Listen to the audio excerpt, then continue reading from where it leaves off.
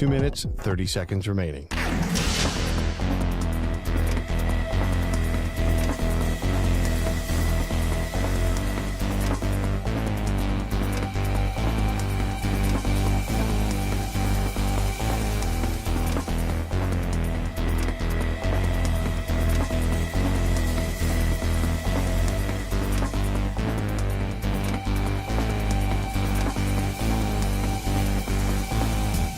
Two minutes remaining.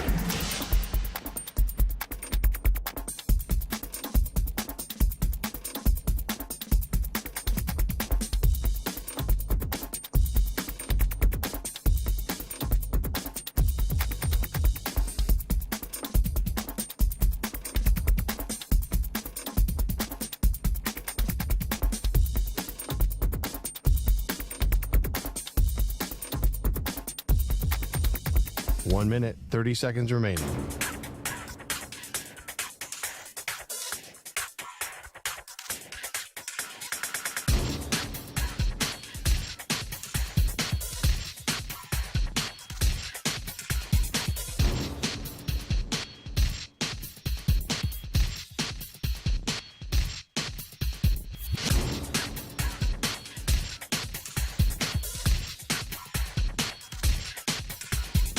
One minute remaining.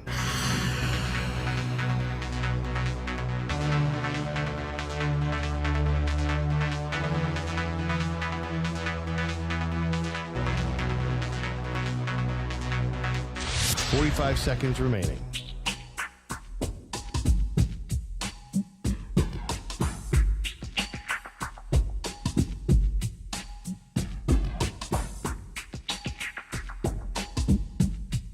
Thirty seconds remaining.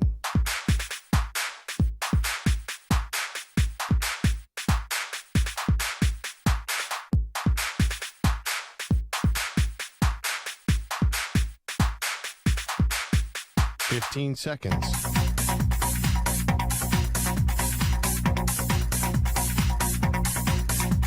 Break ends in 5 seconds.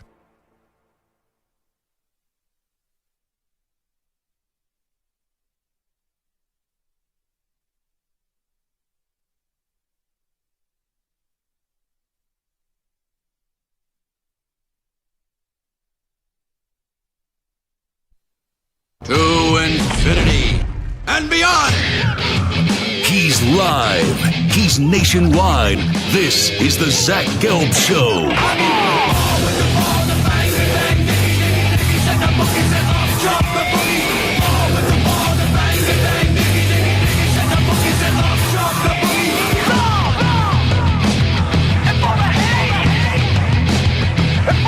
Here's your host, Zach Gelb.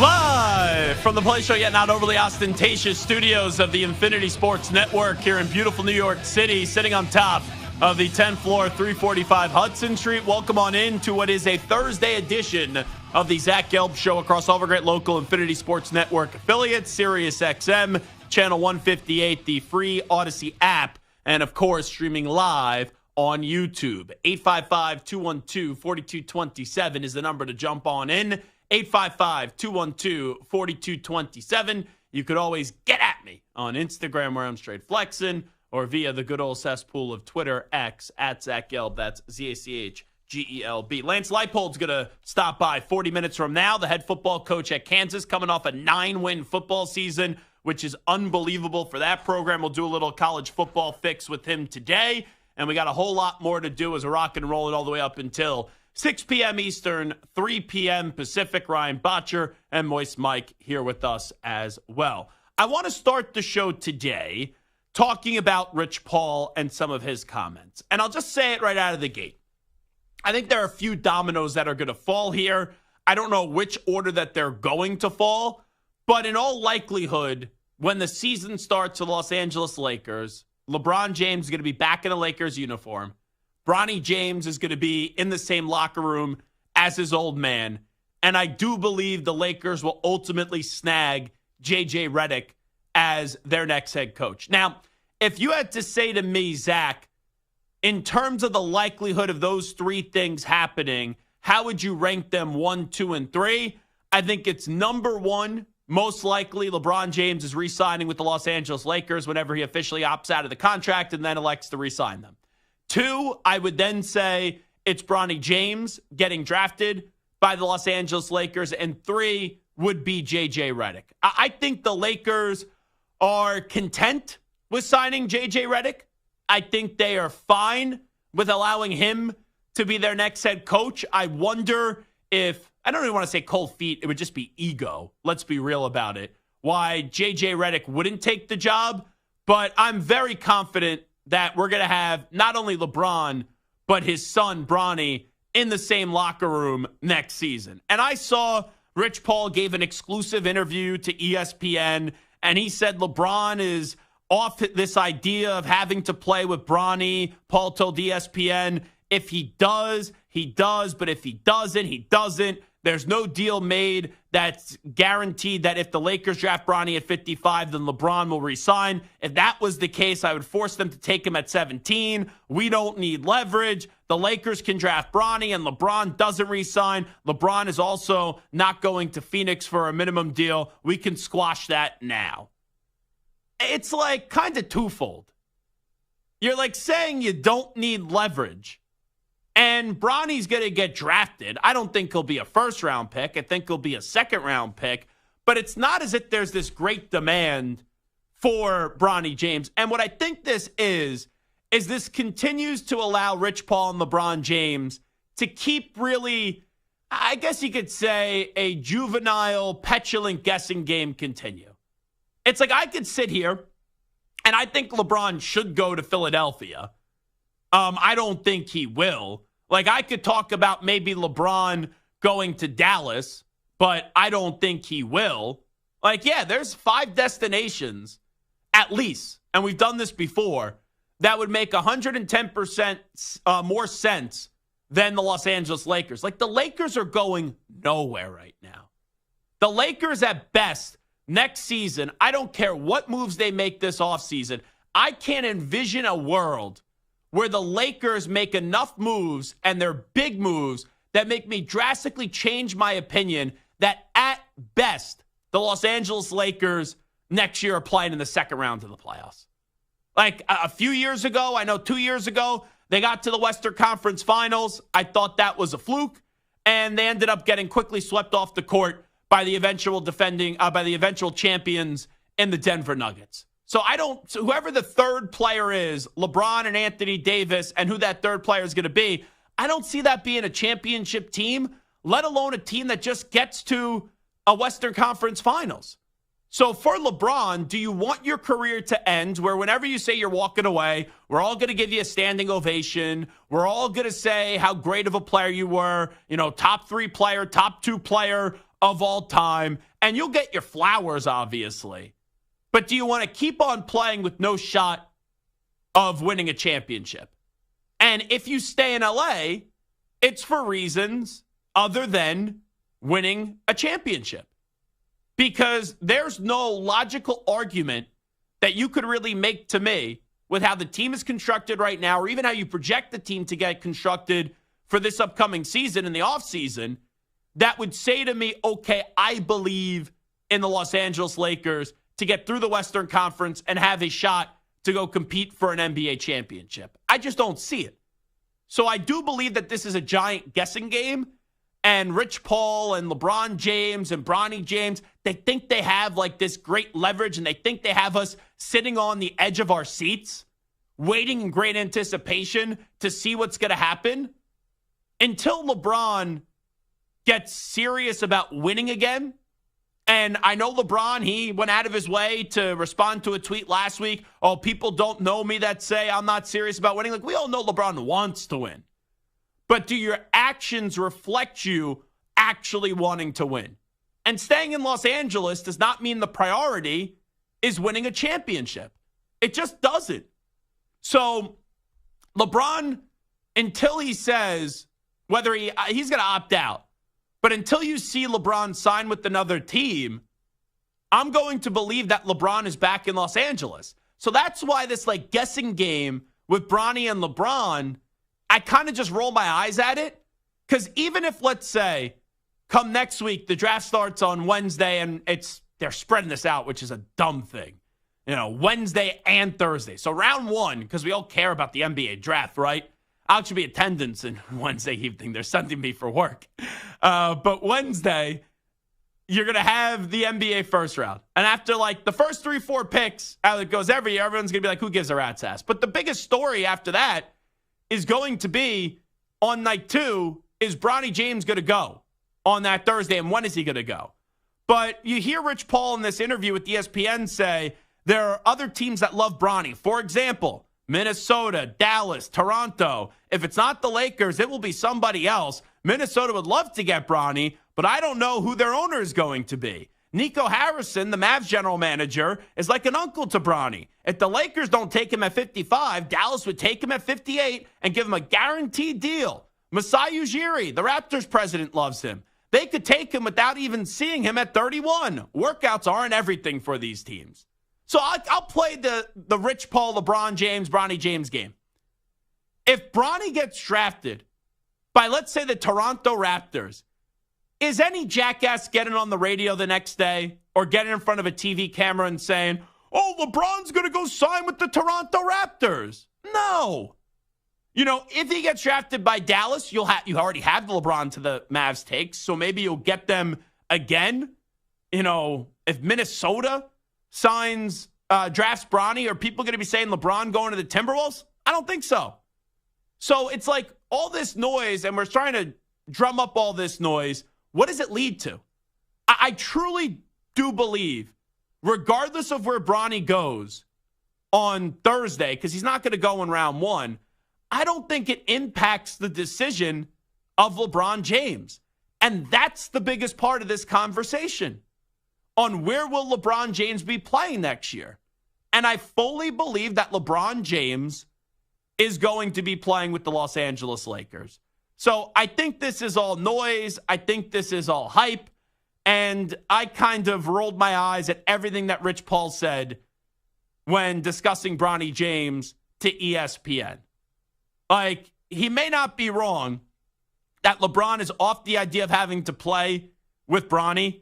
If he does, he does. But if he doesn't, he doesn't. Like, that's the one thing that I actually believe that he's saying. They're not related. That's the thing. They're not related right now. So what's the point of all this drama and noise? Botcher, what are you saying to me right now? One second. We're just looking to confirm 100%, but it's going to be big. Big breaking news?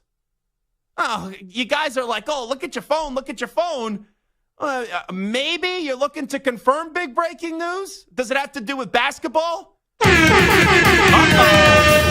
have breaking news on the Zach Gelb Show. Is this actually confirmed?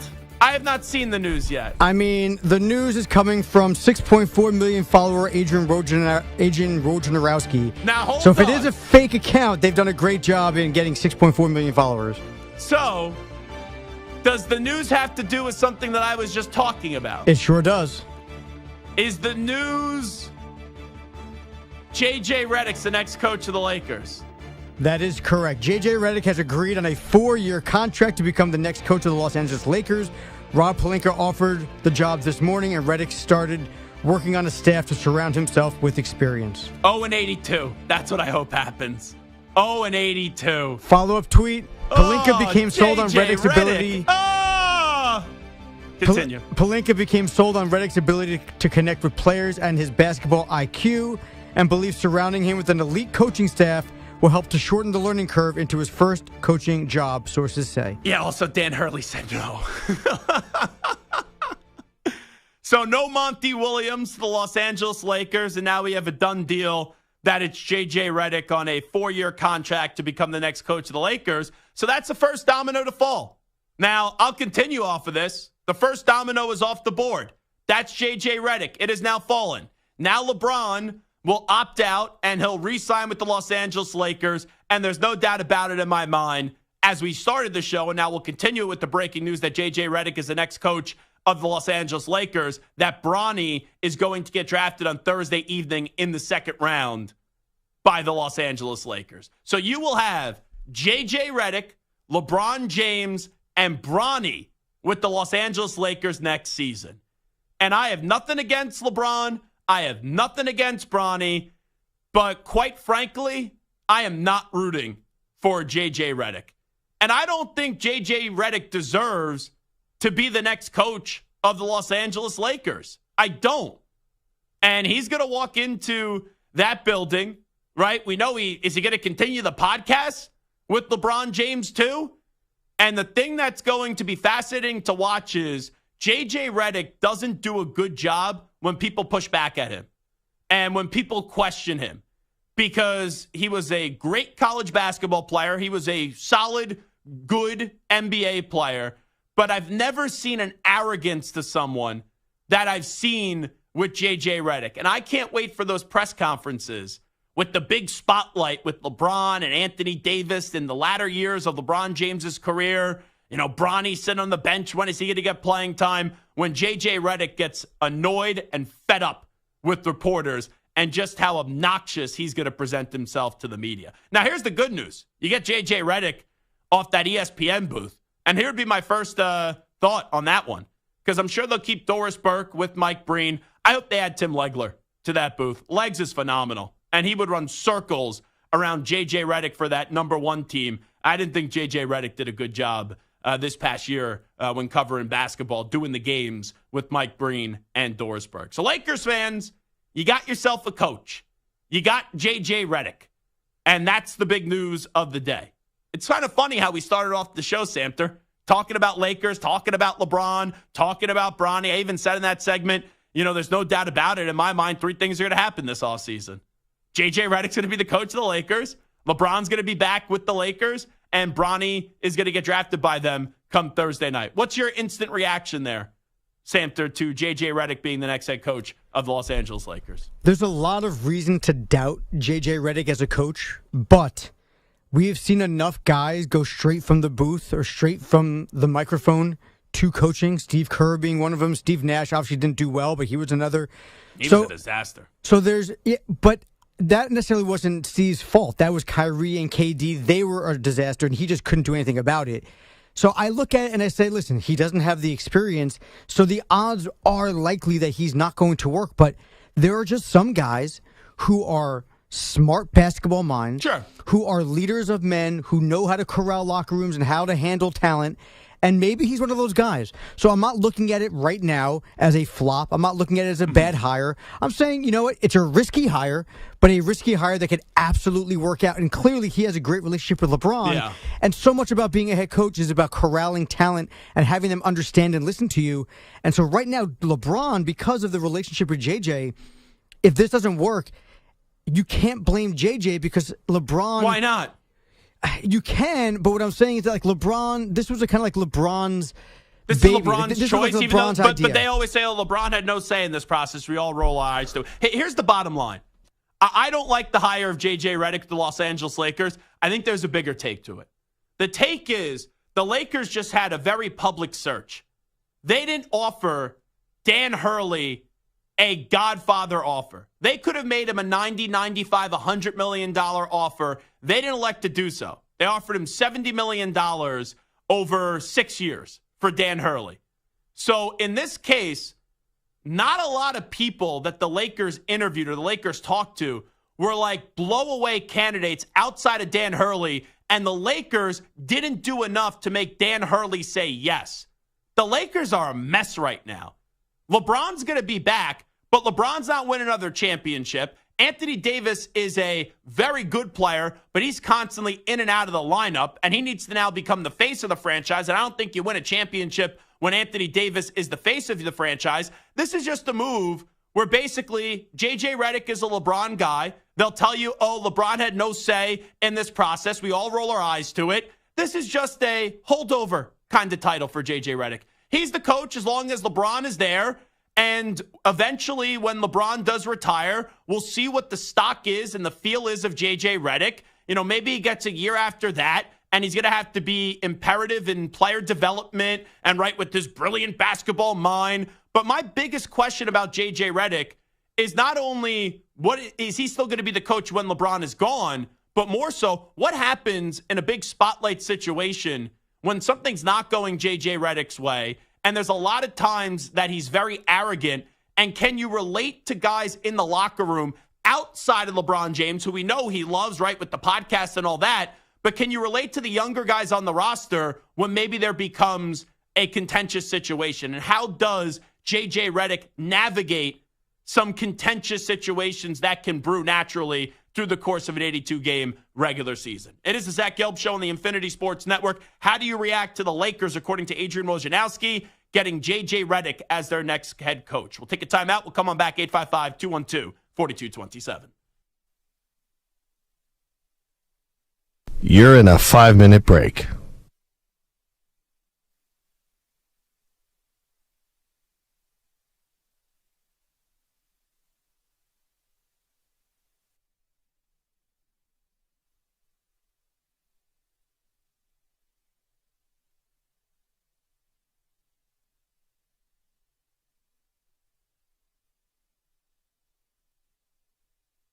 Four minutes, 30 seconds remaining.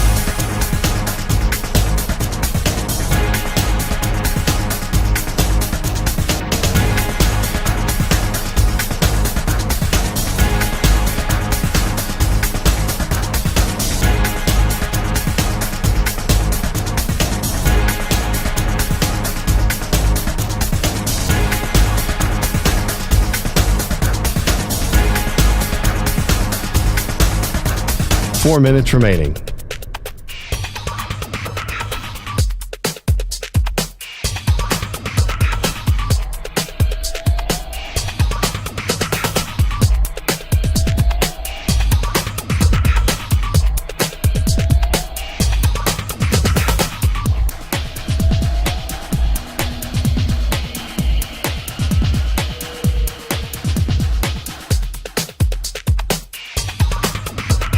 Three minutes, 30 seconds remaining.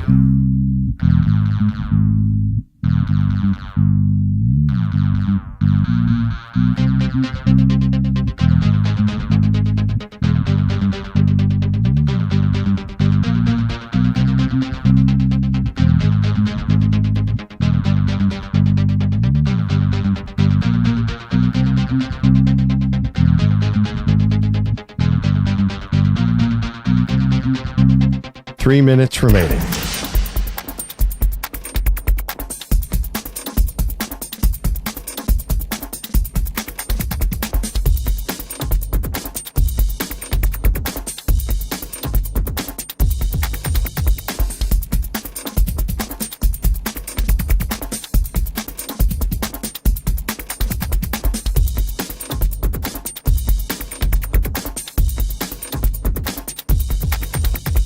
Two minutes, 30 seconds remaining.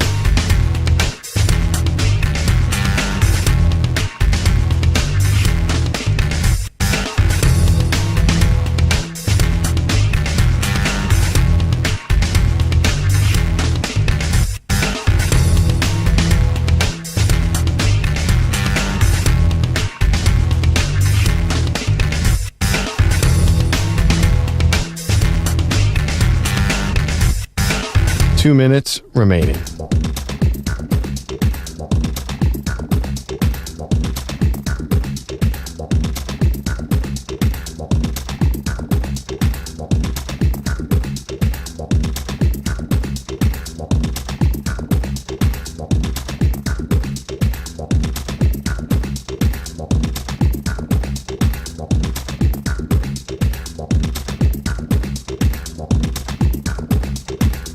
One minute, 30 seconds remaining.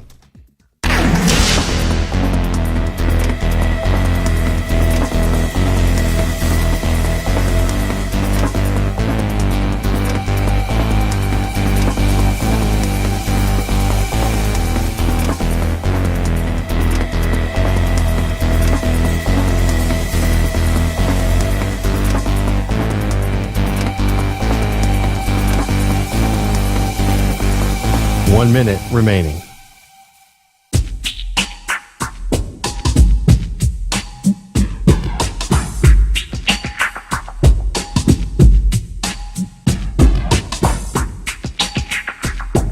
.45 seconds remaining.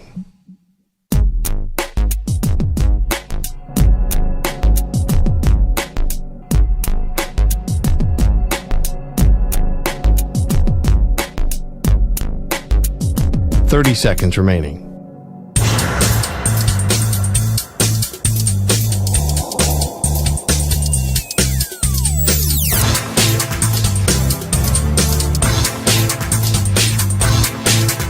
Fifteen seconds.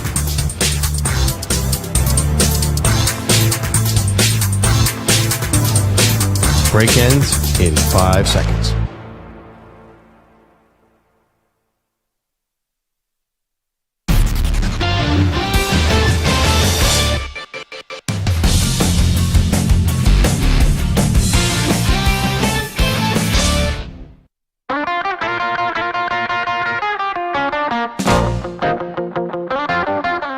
Welcome back to the Infinity Sports Network.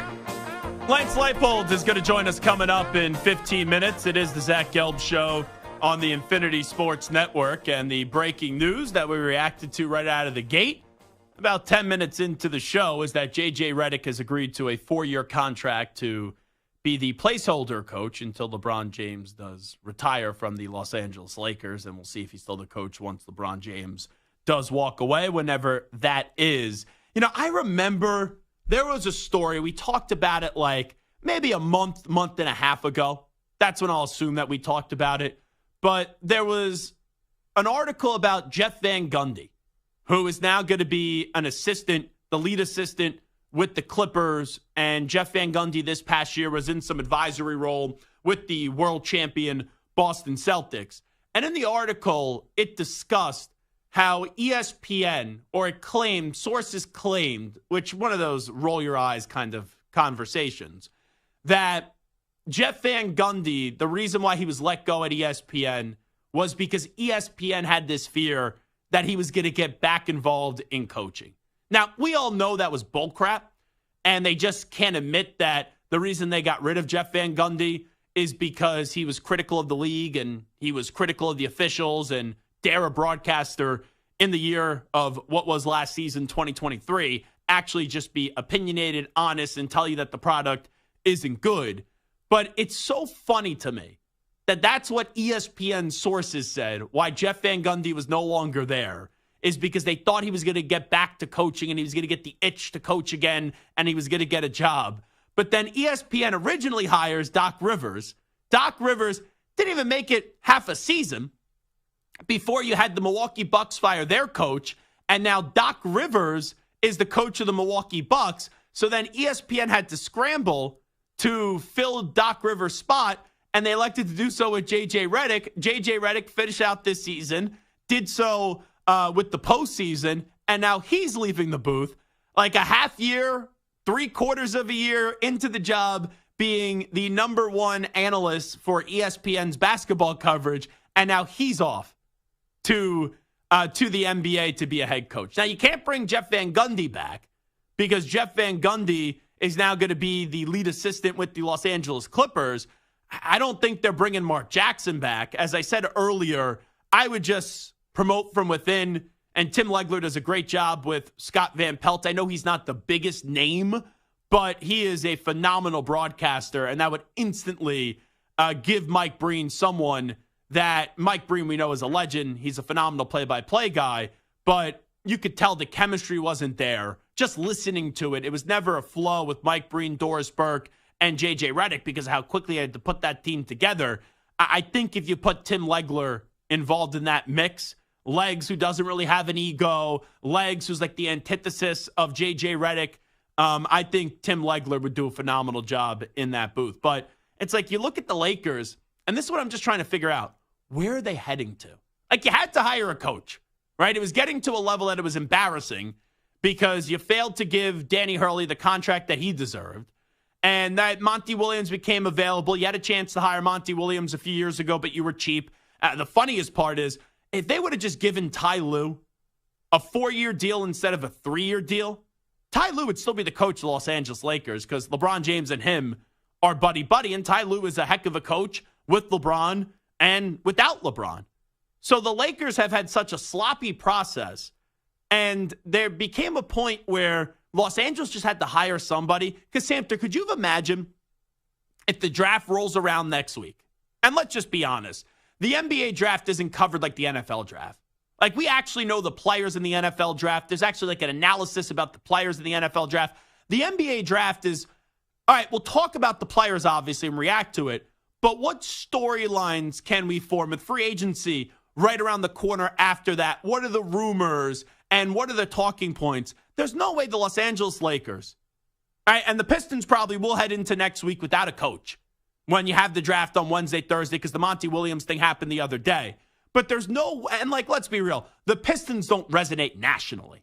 You know, this is not the early 2000s when you had Larry Brown, Chauncey Billups, Rip Hamilton, Ben Wallace, Rasheed Wallace, Tayshaun Prince. This is not the early 2000 Pistons. This is the Detroit Pistons in the year of 2024. So the Pistons not having a coach after just getting rid of Monty Williams the other day, come Wednesday night, is not like a big national talking point. But could you imagine what would have been said in that broadcast, Samter, on Wednesday? If the draft was there, and it's not like a draft where, like last year, the draft was overtaken by Victor Wembanyama. A few years ago, it was overtaken by Zion Williamson. There's not a player like that or projected to be like that with that buzz and that hype in this year's draft.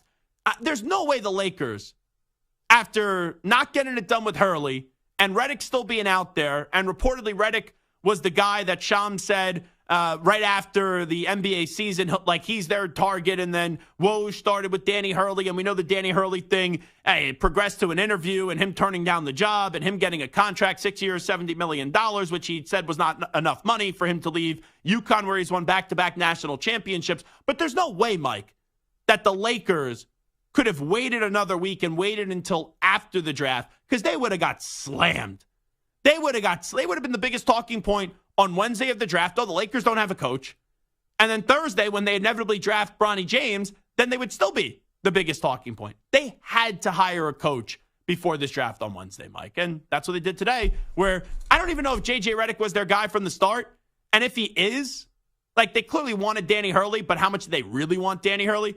But Mike, the fact that they had to hire JJ Redick, and like that's the best the Los Angeles Lakers could do, it shows you that the Lakers right now, from a brand standpoint, I would think they're desirable, right? The Los Angeles Lakers. Wow. You know, think about that name and what that means being the coach of the Lakers. But the actual duties of the job shows me that it's not that desirable if JJ Redick is the guy that you get after this long, lengthy search. I mean, I don't want to believe that he was their top candidate. But maybe they just really zeroed in on him and like they feel really happy about this. Like James Borrego has experience, and everyone's talking about James Borrego doesn't move the needle. Right, that's what I'm saying. Like who outside of Danny Hurley, who spurned them, and he spurned them not because he wasn't interested in the job, he spurned them because of the money. Yeah. So it wasn't like they didn't make a Godfather offer. Right, but so it wasn't like he was like, I don't want this job, I don't like the organization, I don't want to coach LeBron and AD. No, he just said, you just didn't give me enough money to change my life. Sure. So, okay, fine. So it doesn't feel like he was, it's not like, you know, a girlfriend or a girl turning you down because she's not interested. It's a girl turning you down because, you know, her friends have to leave and she's going out of town and she's not coming back. No, Danny Hurley swiped with them. They had a cup of coffee and he was like, I'm not feeling the romantic connection. No, but see, I don't think that was it. I think he was saying, I feel the like, romantic connection. You're making me pick up the tab on the date? That's pretty much what he said to them. It's like, I find you attractive, I'm interested, but you don't make enough money for me. Like, that's really what it was. So it's not really like you're being spurned. It wasn't like they were, but and Danny Hurley didn't seem like a legitimate candidate until at the very end. So maybe the Lakers were like, listen, JJ's our guy. But if we can get somebody like Danny Hurley, let's go for it. Why Outside not of that, Williams? There wasn't a lot of other, well, up until now, Monty Williams wasn't available. He just signed a 5-year, $65 million contract. So... And you had a new president of basketball operations in. I don't think that caught a lot of people in the league as surprised yesterday that Monty Williams got let go. It caught us by surprise. Well, just the fact that they have to pay that kind of money, it's surprising. Because you could have got. Well, we know the Lakers are cheap these days. Could have got him a discount with how much money that the Pistons are going to give him. Sure, and I don't even think Monty Williams is the greatest coach in the world. But with the draft a week away, to have to start the entire interview process again with Monty Williams, it would be very tight to get him in time for the draft. Why not go take the Nuggets top assistant? The Nuggets have kicked your ass the last 2 years. For the same reason that James Borrego didn't get enough of a nod. It's because it's not flashy. The Lakers need something flashy, right? And so the Nuggets' top assistant doesn't move the needle. James Borrego doesn't move the needle. You needed something to move the needle. J.J. Redick moves the needle. Danny Hurley moved the needle. It gets us talking about it, sure, but it doesn't mean it's a good hire. Like, Danny Hurley would get us talking about it, and even though I have questions about Danny Hurley fitting in the NBA, he's deserving of the opportunity. Yeah, but you know what, though? I mean, guys like Darvin Ham and Luke Walton, they were those kind of like assistants. And by the way, Darvin Ham, there's no doubt about it. Now back with the Bucks, he will eventually replace Doc Rivers. He's a Giannis guy. Wouldn't that be funny? Man, watch. You'll have Bucks Lakers in the championship in LeBron's final season, and Darvin Ham will get his revenge. That would be funny. Hey, you look at the Western Conference. I know we got to take a break because we got to get to Lance Leipold. But just right now, going into next season, Thunder are better than the Lakers. Nuggets are better than the Lakers. Timberwolves are better than the Lakers. The Clippers, we'll see if Paul George is back, but I would say they're better than the Lakers. Mavericks are better than the Lakers. Suns are better than the Lakers. And we'll see if the Kings get back moving the right direction. You know, the Warriors bounce back. The Los Angeles Lakers right now, they're a playing tournament team that if everything goes right for them, maybe they could win one round. So you got LeBron there, and LeBron's really the coach. He does everything in that organization. So you hired a friend of LeBron James. That's what the Lakers did. And they'll sell you on why he's qualified and why this was not a LeBron hire and all that stuff. You roll your eyes at it. That's the bottom line. It is Zach Gelb Show on the Infinity Sports Network. One of the best coaches in college football is Lance Leipold. And what he has done at Kansas in 3 years is unbelievable. He'll join us next for a little college football fix. But first up with the Infinity Sports Network update is the Ackman, Rich Ackerman. Infinity Sports Network Sports Flash. And it's sponsored by Progressive Insurance. Protect your home and auto. Save when you bundle. Get a quote at Progressive.com. The Lakers finally have their new coach, and the choice, not a surprise. They've reportedly agreed to a 4-year deal with the ESPN analyst J.J. Redick, who is a head coach for the first time after 15 years in the league as a player. Redick, of course, also hosted a podcast with the team's biggest star, LeBron James. Baseball action today, and Will Brennan has hit a pair of home runs for the Guardians, and they currently are in front of the Mariners 6-3 in the top of the ninth. The Rays lead the Twins 3-2, bottom of the eighth, despite a home run again from Royce Lewis, his ninth. Yordan Alvarez with his 17th, right now in the bottom of the fifth. The Astros lead the White Sox by a score of 1-0, and the Dodgers out to a 1-0 start over the Rockies on Shohei Ohtani's 21st home run of the season. Later today, Rickwood Field, the nation's oldest professional ballpark, will host the Cardinals and Giants, the game a tribute to the old Negro Leagues and Willie Mays, who passed away at the age of 93 earlier this week. I'm Rich Ackerman. This is the Infinity Sports Network. Follow us on Instagram. Our handle is Infinity Sports Network. That's Infinity Sports Network to follow us on Instagram.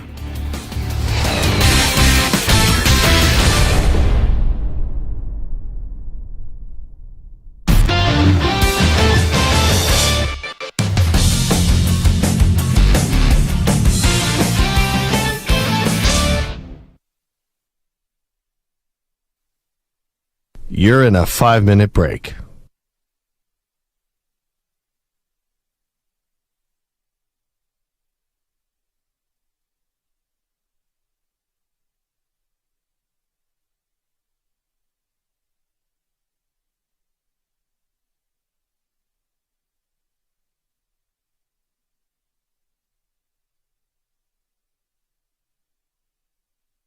Four minutes, 30 seconds remaining.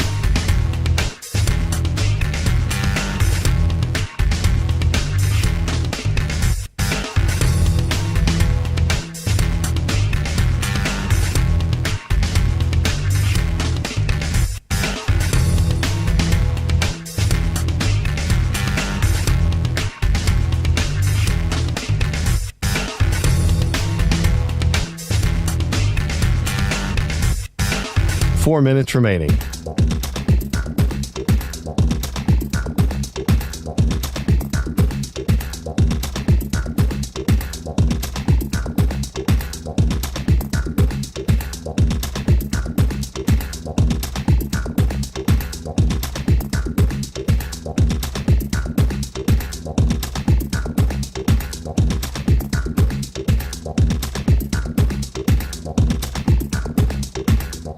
Three minutes, 30 seconds remaining.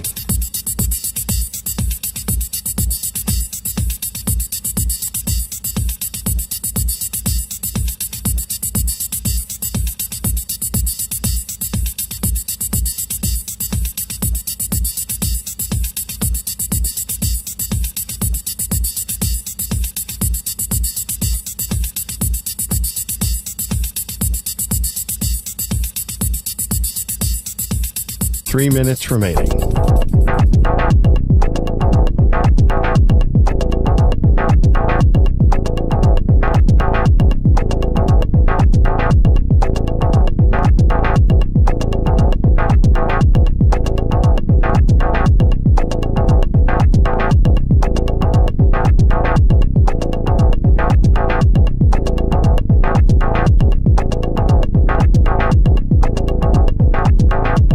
Two minutes, 30 seconds remaining.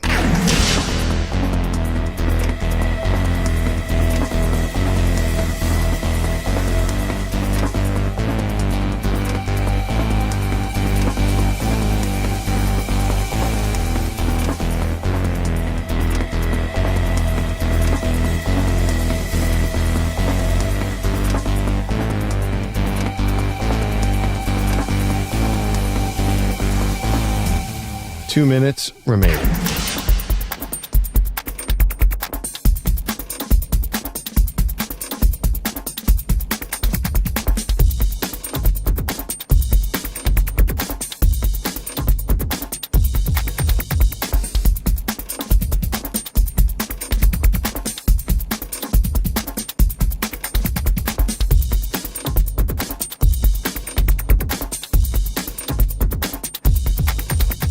One minute, 30 seconds remaining.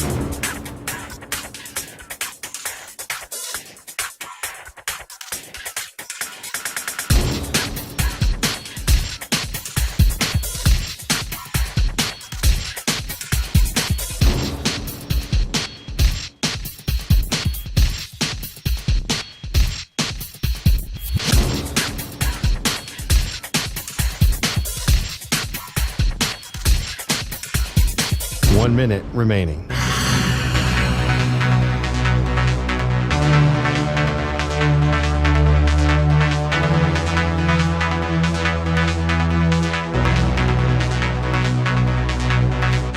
Forty-five seconds remaining.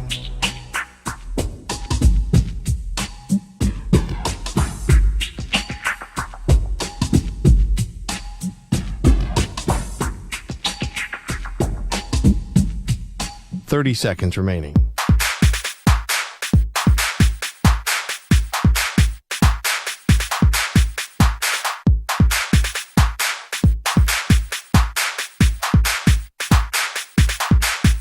Fifteen seconds.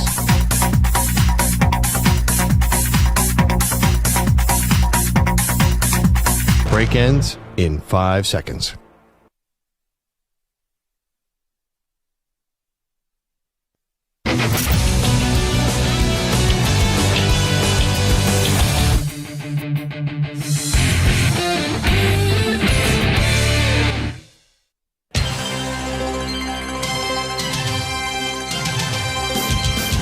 We miss college football. Milrose stands in. He throws into the end zone. He caught it. It's caught by Isaiah Bond in the corner of the end zone. Touchdown, Alabama. We can't wait for the 2024 season. Hands it off to Edwards, who bounce it outside. Got him at 40. Got him at 30. Donovan Edwards is in the clear. His second touchdown run of the ball game. This time from 46 yards. And Michigan has taken a 13-3 lead on the second touchdown of the night from the man who was not tripping. And we're counting down the days to kick off. Are we there yet? No. Are we there yet? I said no. Are we there yet? What's wrong with your ears? Here is your college football fix, only on the Zach Gelb Show. 70 days away until Kansas kicks off its football season up against Lindenwood. And now joining us is the head coach of the Kansas Jayhawks, who's done a sensational job in his first 3 seasons. And that is Lance Leipold. You know, from 2010 to 2020, Kansas only had 21 wins in football. Lance Leipold got there, and they have 17 wins. They were 2-10 in year 1, 6-7 in year 2, and last season had a sensational year going 9-4. And Coach Leipold's kind enough to join us right now. Coach, thanks for the time. Appreciate it. How you been? I'm doing well, Zach. How are you? It's a pleasure to be with you. Well, I'm doing fantastic, and I really appreciate you coming on. So I'll ask you a simple question out of the gate, but I know it's not so simple, and it speaks to really what your staff has brought to Kansas. But how the heck have you turned around Kansas from when you first got onto campus to now being a team with some high expectations this year? Well, we're really proud of what's been able to transpire in a short period of time, and you have to give credit to our assistant coaches and our players. We inherited a very young football team, and we kind of went through the growing pains, but they we're able to build trust, and they saw some light at the end of the tunnel, and we've been able to really, in this new environment, retain a roster. We had under 10 guys leave through the portal, and we're going to have a large senior class, about 30 seniors. And I think those are some kind of really some blessings for us that we're able to kind of go about it. We arrived in May of 2021, right after Travis Goff was appointed as athletic director, and so fortunate to work with him and Chancellor Doug Girard. And it's really been about the best alignment from top to bottom that I've ever really been a part of. And for us to be on the same page and invest in this program has really kind of helped us sustain. And we're excited to get this thing kicked off in the next couple months. I'm a graduate of Temple University, so I saw what Matt Rule was able to do. And in his first season as the head coach at Temple, they only had 2 wins, but the team just looked different, and there was a belief. Did you see the belief? Did you see the buy-in? I know there's so much change now, like you talked about in college football, but did you see that buy-in right away in year one? Well, there are some things culturally that we found. If we were down 17 at half, which is always tough, but just the lack of confidence that this program had was really tough. And I think it's been well documented. We're able to get an upset win down in Austin, Texas, that I really think, kind of was a shot in the arm for this program of confidence of being able towards the end of the season. We're 1-8, and we go down there, and could have been pretty easy just to play it out and try to look forward. We'd only been there 5 months as a staff. We could all say, yeah, it's going to get better, but that group kept working to get better. And I think the trust was starting to happen. We started to get some confidence. We lost the last 2 in some close games, but those games, and really through Jalen Daniels at quarterback, really catapulted us into an off season that this program could get better. And it has. We all know how sensational your quarterback is, Jalen Daniels, as right now Lance Leipold's here with us, the head coach at Kansas. We know he struggled to stay on the field at times because of different injuries. Last year it was the back. Where is he right now as you get set for a season to kick off in about 70 days? Yeah, Jalen Daniels is doing everything that everyone else in the program is doing in the summer program. He's on course to be right there for training camp. We expect him to be fully ready to go from day one, and we're excited. It's been a bumpy road for Jalen, but he is such a quality young man, and he's been a great teammate throughout this. Kind of going through it, and I don't know, it's a lot of guys would have cracked, and he keeps kind of fighting through it. He's there for his teammates when he's not available to play, and I guess there's a spot in my heart that not just for this team's sake or anything, but for him, I'm really pulling for him that he can really put it all together and really show the country what he's all about for 12 regular season games. Do you guys kind of draw a little inspiration from the story of Michael Penix Jr., just wondering, because he was in like a similar spot? I know he had to transfer and wind up at Washington, but he was a guy that was defined by injuries. And then really the last 2 seasons, he was as good of a quarterback as anybody in college football when he was finally able to stay healthy. I haven't given that a lot of thought, but it's a good comparison and things that could happen. It's just been so unfortunate that I don't know, we just kind of focus what's happening here. But yeah, I think there's a chance for somebody like him to really take off and show much like Penix did and when he was reunited with Kalen DeBoer. We all know what he's capable of on the field. Like, that's not a question to people. It's just, can he stay healthy? So, like, when you have stuff like that go down, I think the mental health part of it and how you keep the spirits up is a big part of the conversation that sometimes doesn't get talked about. So as a coach that loves the player for not only what he could do on the field, but obviously knowing who he is as a man and a young adult, like, what was kind of your message to him as he got ready to go through this offseason with all the ups and downs and everything that surrounds him in the conversation? Yeah, when you're around him and you see his smile and how he goes about it and with his teammates and things, you're just inspired about his positivity. It's more through the bumps when talking either to his family or providing the right availability for the professionals that he may want to bounce things off, because it's not easy to walk in the building every day when you're not able to go and people are asking you why and all those different things. So it's easy to say in these situations, as good a player as Jalen Daniels is, he's a better person and he's really fun to be around. And he's been an inspiration in a lot of different ways for this program. And like I said, I'm just anxious to see him back out there. And if he could stay healthy through this year, you got a pretty special 1-2 punch in that backfield with not only your quarterback, but then Devin Neal, who's been with the program for a while. And, man, he keeps on getting better and better and putting up big-time seasons, Coach. Yeah, he does. And, again, another quality young man that, when you're looking to we're fortunate as coaches step into this situation here, but he was a true freshman at the time. But to watch him work and grow and become such a steady player, but he was, he's born and raised right here in Lawrence, and he's been loyal to this community and university, and he's definitely been impactful on and off the field for us to build this program. And he's really ready to kind of take it another step as well. So, yeah, you're right. It's a 1-2 punch, and we're excited about him and really all the surrounding talent that we have at the skill positions on the offense side of the ball. And then you look at the defense. We talk about the 1-2 punch on offense. Man, in your secondary, you got a great 1-2 punch that those are definitely going to be two kids that are going to be ready to be in the NFL this time next year, it feels like. Yeah, again, Kobe Bryant's been one that's been a first team All Big 12 performer the last 2 seasons.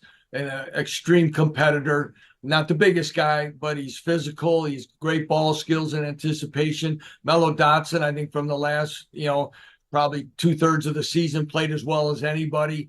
And again, those guys have played a lot of football for us, and they went through those growing pains as freshmen in the 2-10 season, and now now they're kind of crafty veterans. So we're excited about them. We've got some questions that we got to keep answering and probably use through rotations of things in the front seven. But I think, again, there's enough experience along the line that we have a chance, again, to be very good over there. Wrap it up with Lance Leipold, the head coach at Kansas. They've been sensational under his tutelage the last few seasons. So Andy was with you for a long time, obviously. Now he's the OC at Penn State. Jeff Grimes comes in. Everything I read is that the offense is going to look similar. You're not going to notice that much different. How different is the offense going to be from last year to this year from a scheme standpoint? Yeah, I don't think you'll see us line up in the wishbone or anything when, and first of all, Andy Kolnicki did an outstanding job. I've been fortunate as a head coach. Andy was here for 11 years. And Brian Borland will be going on year 18 as the defensive coordinator. So to have that kind of continuity at those positions was definitely a big plus for us every step along the way. But great respect for Jeff Grimes when he was at Baylor. I can remember we came into this league. We were picked 10th, they were picked 9th. They win the Big 12, and again, Jeff knows the talent of what he's stepping into in the surrounding pieces, and that was part of the interview process. Is that we don't want to vary too much from what we're doing and what has made us successful. And at the same time, I know he's going to put his stamp on it as well, and it should make us even better. And I'm excited about him being our offensive coordinator. Obviously, you want the big expectations because it means your program's in a big spot. But, there's talk about winning a Big 12 championship this year. There's talk with the playoff going to 12, with you guys being in the mix for that. How do you kind of sense if your guys can handle the spotlight and the more attention that naturally comes with those big expectations? Yeah, great question, because it's, and from my chair, it's something I kind of try to balance. I want this team to be proud of how far it's come and how it's been mentioned. I want that to build confidence because they've gone out and earned that. At the same time, it can't lead to complacency because our conference, everybody always says it across the board, but when you really watch, the matchups in this conference will be as equal as anywhere in the country, and there's going to be a lot of tough games on this schedule. So though that's flattering in June and July, you've got to be able to go to work each and every day in the off season and be ready in camp. Otherwise, you're gonna have a big letdown. So it's a balance, but I'm excited that it's sure better than what it used to be. That's for sure. When you start talking about preseason expectations of this program, and I think one is from the head coach position, I've got to learn to handle and make sure we're on course. But it's exciting times. This our university, our chancellor, athletic director, we're in the phase one, which is $450 million of redoing our football facility and a portion of our stadium, with another phase to come. And people question about if Kansas was going to be serious about football. And I think our administration, fans, and alums have stepped up to help us take the necessary steps. And I only got a minute and a half left, Coach, but it's cool that you stayed. If you would have left, everyone would have I would have understood it. You're a big name, well-respected coach now in college football, but it's neat that you ended up staying. How tough of a decision was that for you? Very easy, because it's about fits, not about logos.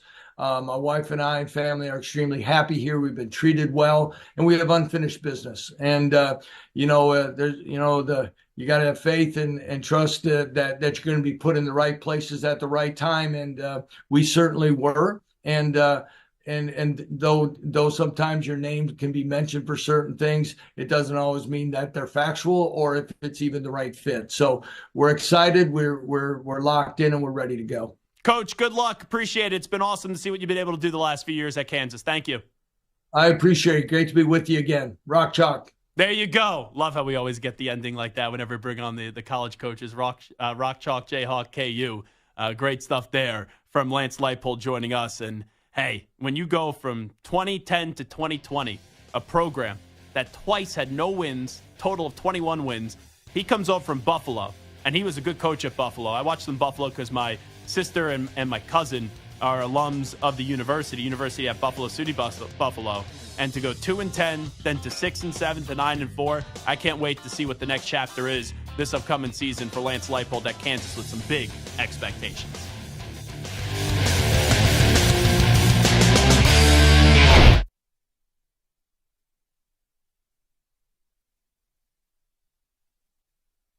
You're in a 5-minute break.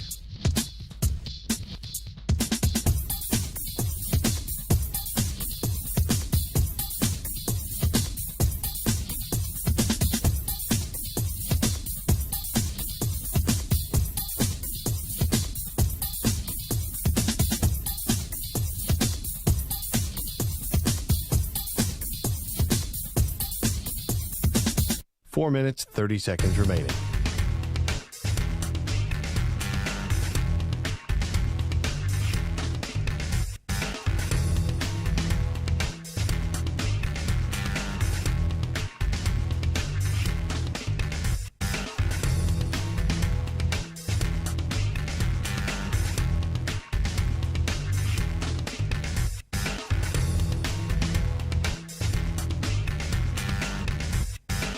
Four minutes remaining.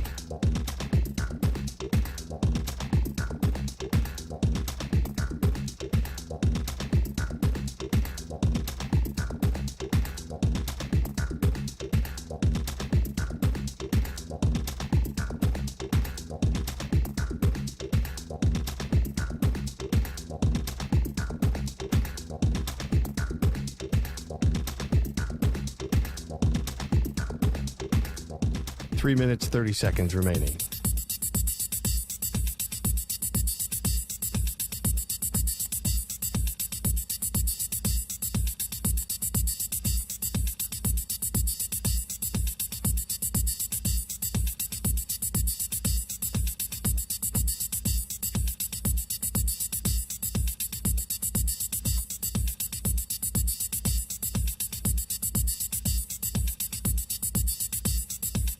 Three minutes remaining.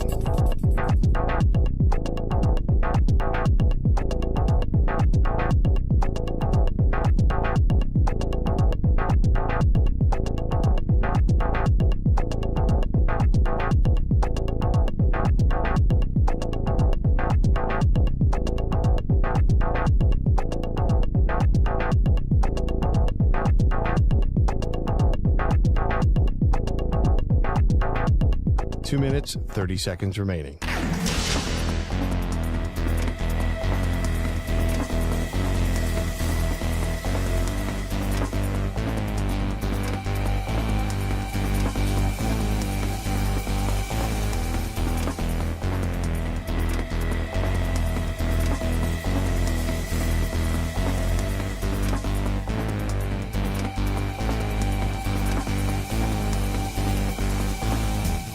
2 minutes remaining.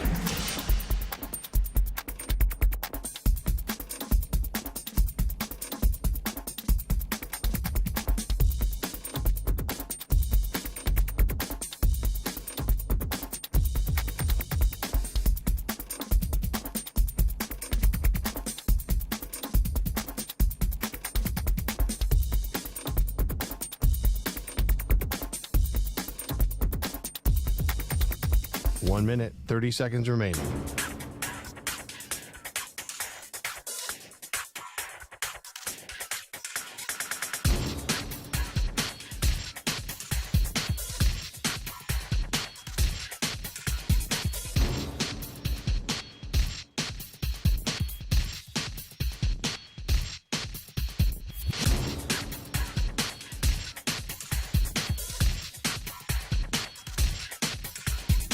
One minute remaining.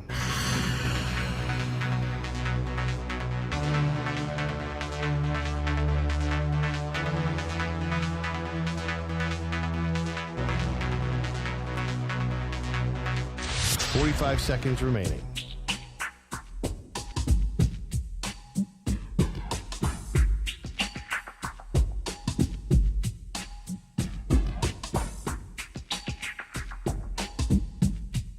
Thirty seconds remaining.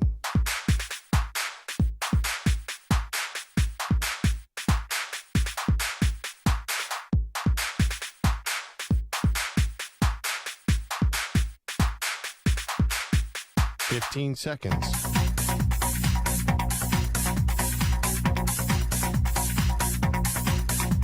Break ends in 5 seconds.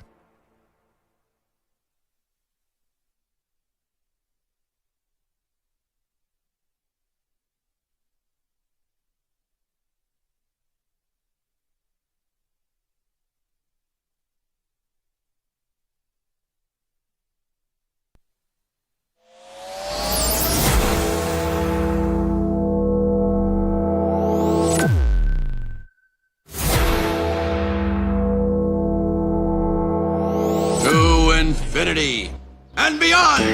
He's live. He's nationwide. This is the Zach Gelb Show. Alrighty, rocking and rolling. Hour number 2 of our radio program. It is the Zach Gelb Show. The big news of the day, the Lakers. The smoke, the white smoke is finally out. We know what happened. JJ Redick is the new coach of the Los Angeles Lakers. It's a 4-year deal, according to Adrian Wojnarowski. You know, I don't know how much you follow this, Samter, but I always love like a good media rivalry and a good media beef. And Adrian Wojnarowski and Shams Charania, I'm assuming they're still close, but naturally people will just pit one against the other because Woj is the main insider for ESPN and then Shams is the other main insider. Shams is with what? FanDuel and like Stadium? I think it is. You know, it's funny. I know Woj is on ESPN. Shams, I just know is Shams, right? That dude gets like so many stories. But they, you know, Woj took Shams underneath his wing, and Shams' mentor is Adrian Wojnarowski. So we kind of make it in like a media battle, you know, Woj against Shams. And I'm sure there's competition, but I don't think these two hate each other's guts, but they're both insiders and they're both competitors. Well, the whole reporting here of Shams and Woj with JJ Redick, it's kind of funny to me. And I wonder who was the person that gave Woj this breaking news report. Because if you recall, originally it was Shams, and right, JJ said in the broadcast, or he said it with the Golics. He was like, oh, we'll deal with the Shams report after the NBA Finals.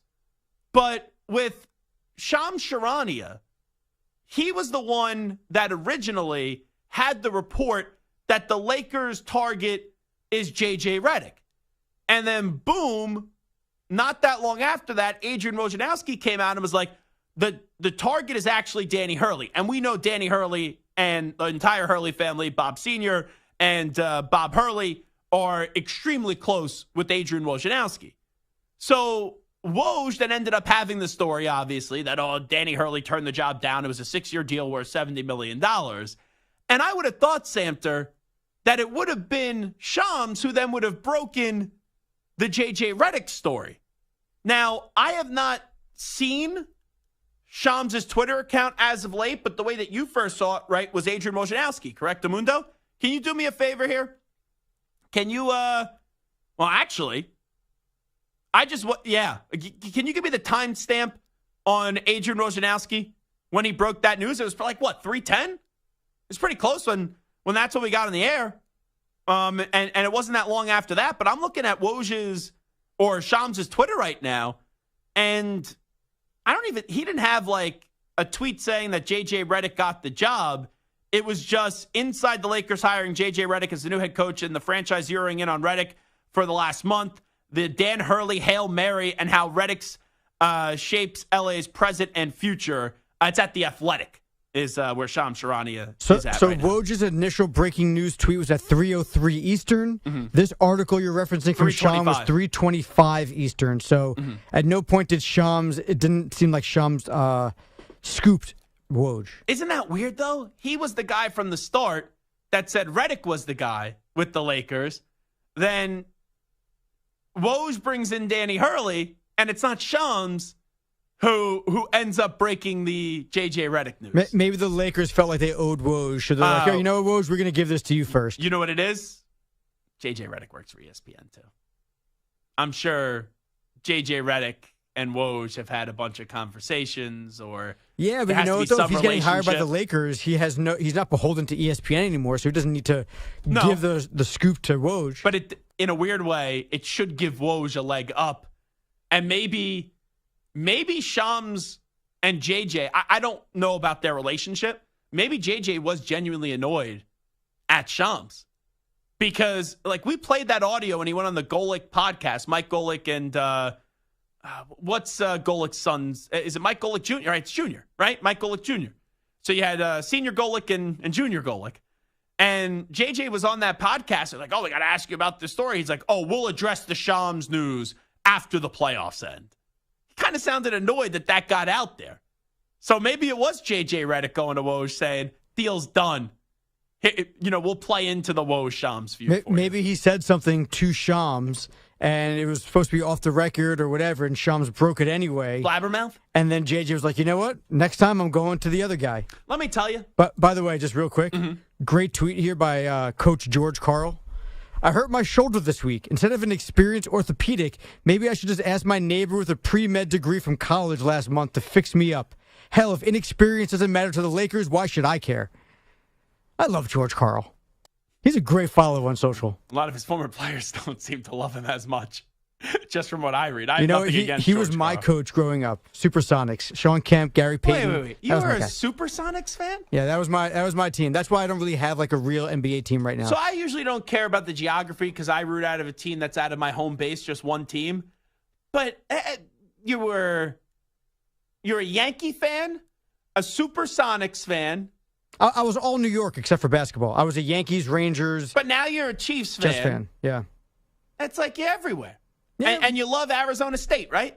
Well, I mean, I lived in Arizona. I covered Arizona State, and I worked for the Arizona Cardinals. So and Northeast is, in the New York area. Yeah, and plus East Coast, West Coast, different divisions and conferences. I never had to worry about my New York teams battling with the Cardinals, but I just never liked the Knicks growing up. Yeah. And, the Nets weren't an option because they were in Jersey, and I couldn't root for a Jersey team, even though the Yankees and even the Jets and Giants are there.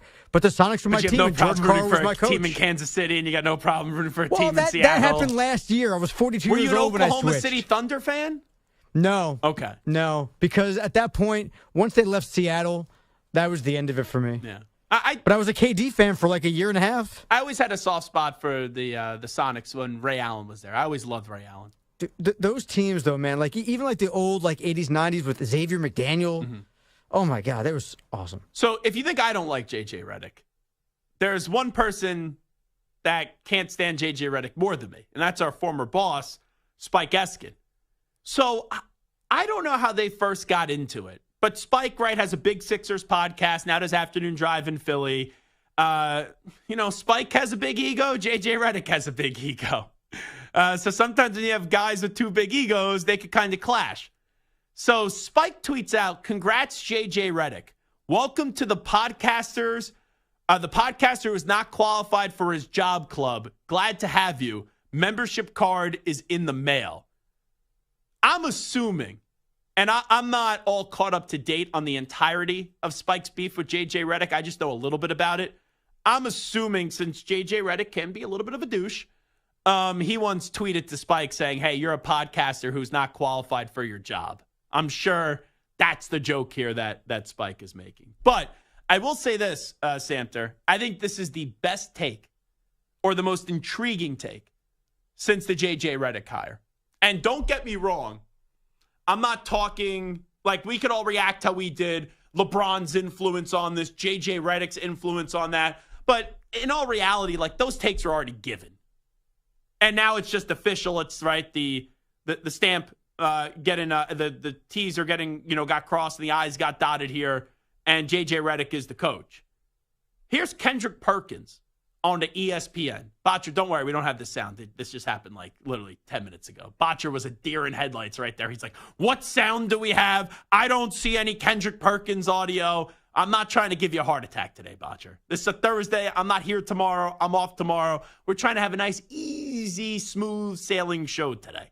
But Kendrick Perkins is on the ESPN on this breaking news. They have Perkins and Udonis Haslem on the ESPN. And Perk said if J.J. Redick is not thriving and Anthony Davis is not playing at an elite level and he's not happy, I wouldn't be surprised if he wants out of L.A., I'm going to give it till the All-Star break to see how this goes. So we know the NBA is basically like the Real Housewives of New Jersey. It's all about drama, drama, drama, drama, drama. Anthony Davis has a player option in going into the 2027-2028 season. Now, the reason I bring this up, and it's just Perk giving his opinion on it, giving his thoughts on it. But remember when we had John Fanta on? And this was before Hurley turned him down. And he's like, why did Hurley get involved? And he's like, maybe something that could have happened here. And I think John may have caught himself. He was like, there's a player on the Lakers who wasn't going to be thrilled with the JJ hire and may have said something to ownership or management. And then, remember John said this, Santer, he goes, it was a player, maybe two players, maybe even three, but it wasn't LeBron James. Right? That's what John said on this show. Oh, when I heard that, my mind zeroed into the name of Anthony Davis. Because outside of Anthony Davis and LeBron James, there's not a player on that roster that has enough clout to dictate the actual coach of who's going to be the coach of the Lakers or try to disrupt them from hiring J.J. Redick, which we now know that they've hired J.J. Redick. So do you think that's something that we need to monitor, Mike? The relationship between J.J. Redick and Anthony Davis, because a lot of us are going to perceive this as, hey, this is LeBron's guy, this is LeBron's hire, even though the Lakers will tell you he had no part in the search.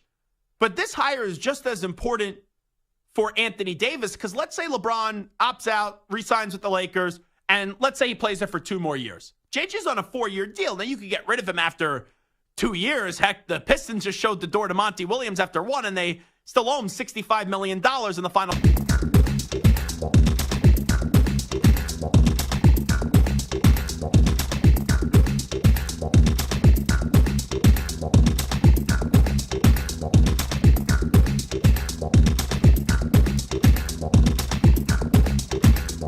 Three minutes, 30 seconds remaining.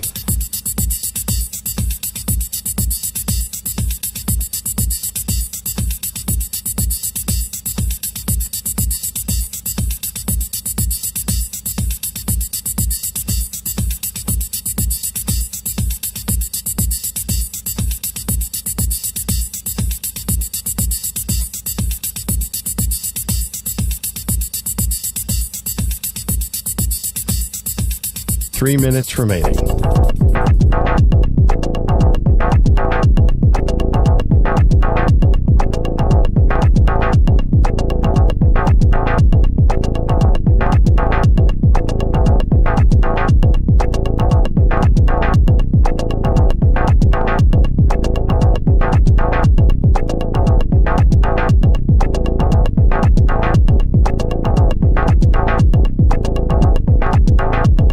2 minutes, 30 seconds remaining.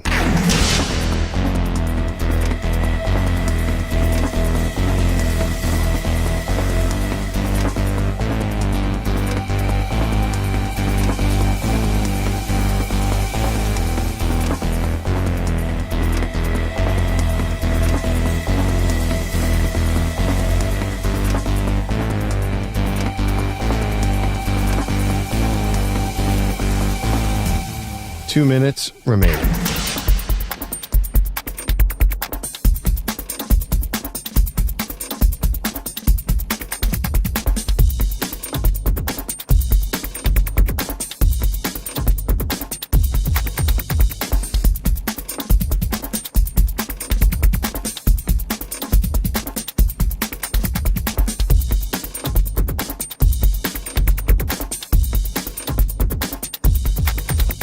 One minute, 30 seconds remaining.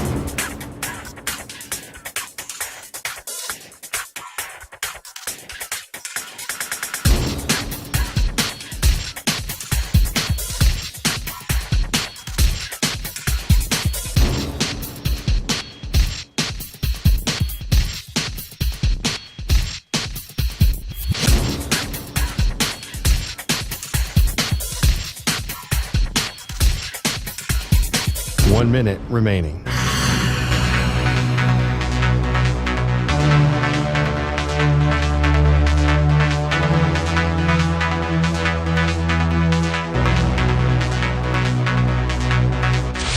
Five seconds remaining.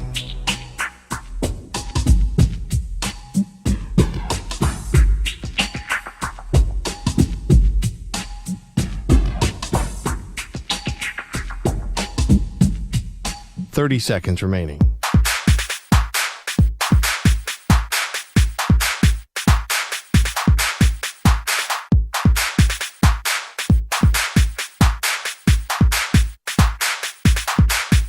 Fifteen seconds.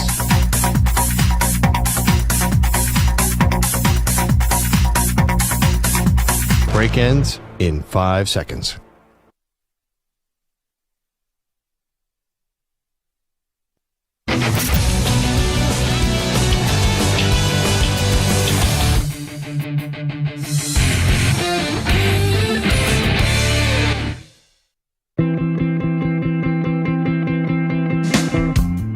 Welcome back to the Infinity Sports Network.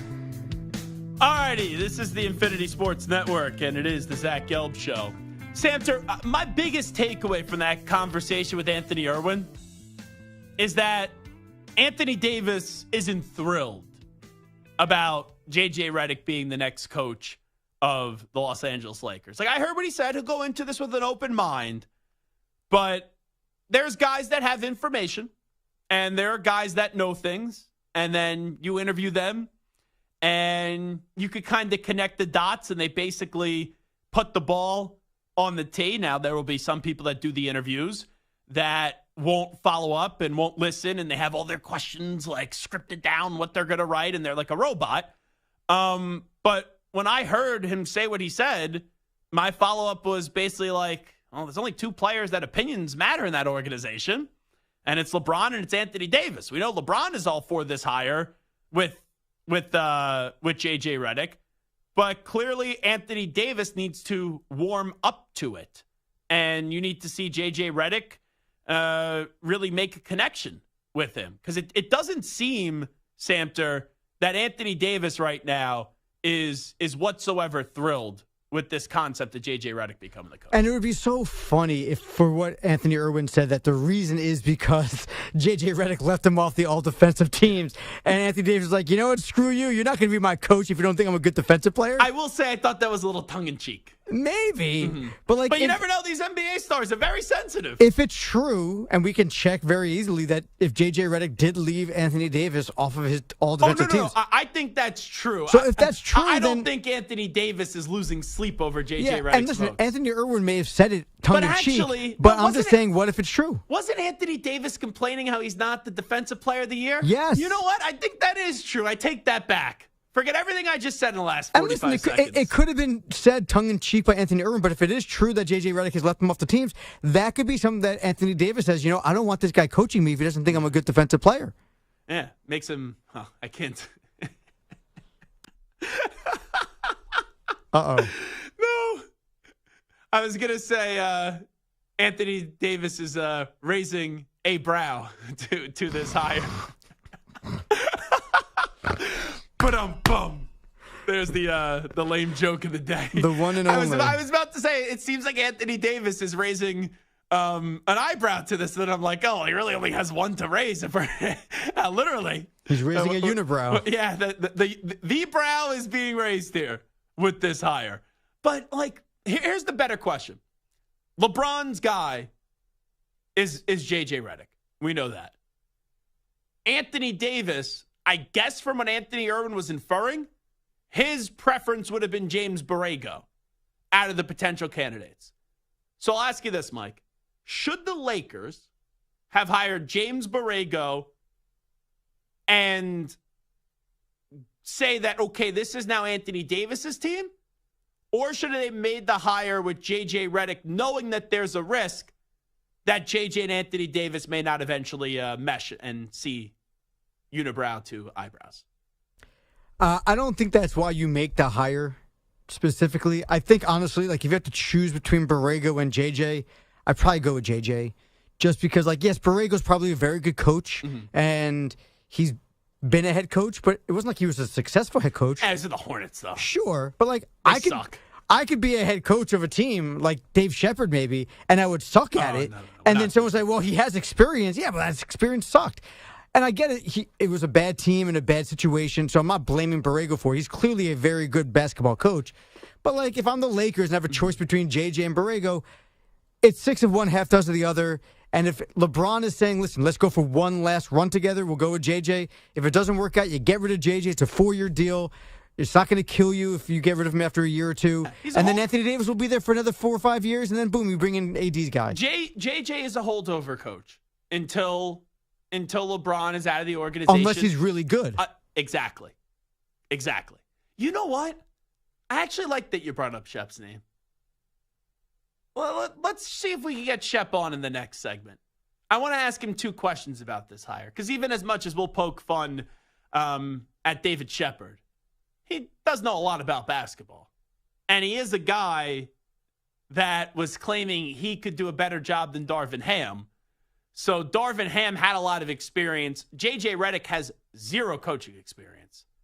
Outside of maybe AU or something. Shep has more coaching experience. I mean, with all those little league and middle school. That's not actually real coaching experience. I mean, it's experience on the sideline with the whistle. Basketball. It's with a whistle on the sideline, coaching young men into playing basketball. J.J. Redick, I don't know if he's done that. So what? Because I coached a few basketball games when I was a summer camp counselor and won a championship. I am more qualified than J.J. Redick. If J.J. Redick has not done any camps or coached any kids on any level, I'm sure he's then probably yes. coached his kid in some capacity. Well, we'll see. We'll have to find out. Yeah. Let's see if we get Shep on in the next segment. I don't know what Shep's doing today.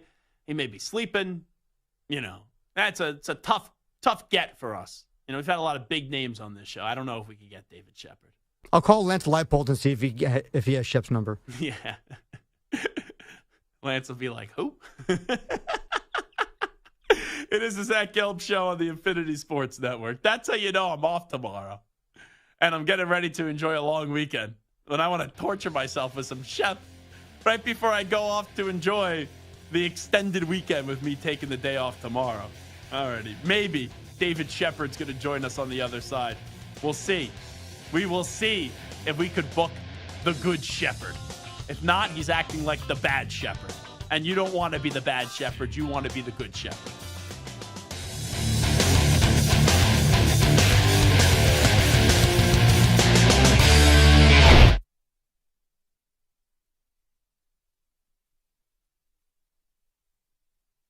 You're in a 5-minute break.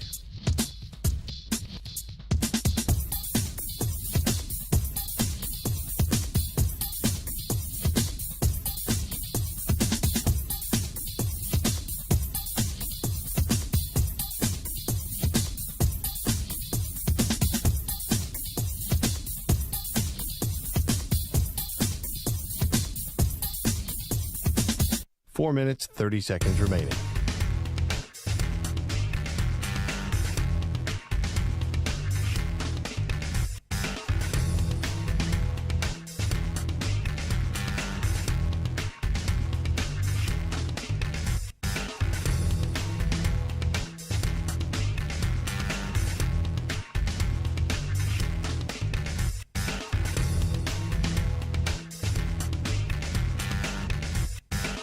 Four minutes remaining.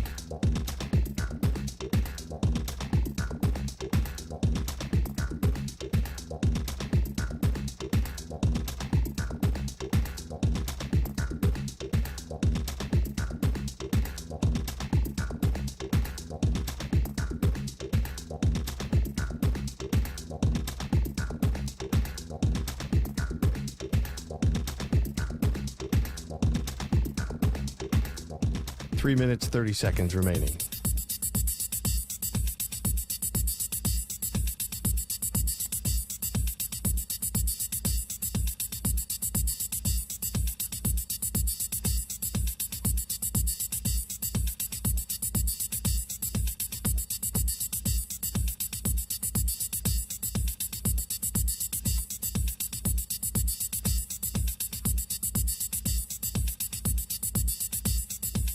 Three minutes remaining.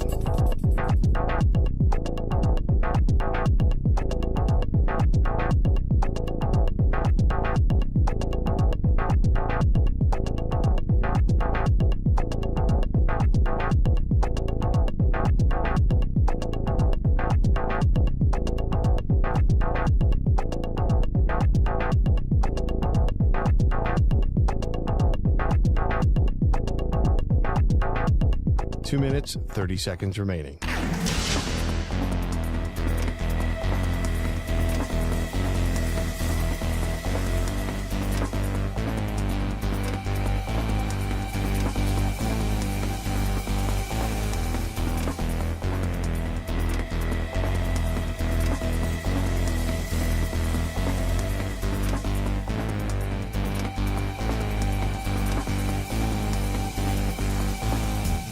Two minutes remaining.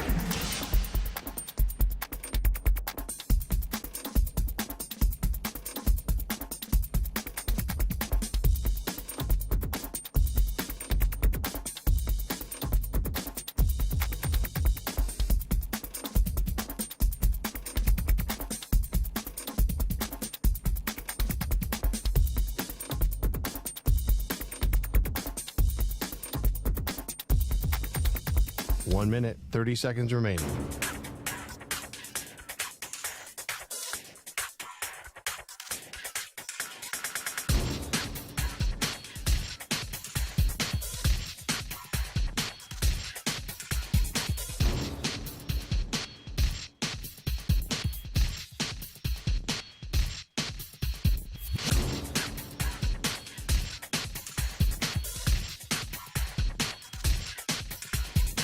One minute remaining.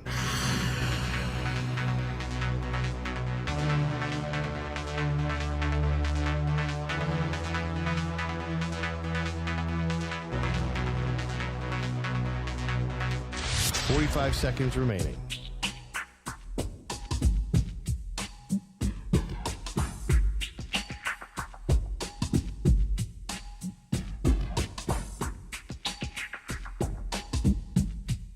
Thirty seconds remaining.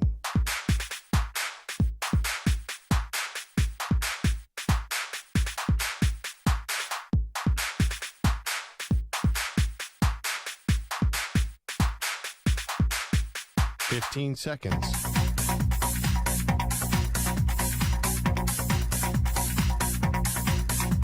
Break ends in 5 seconds.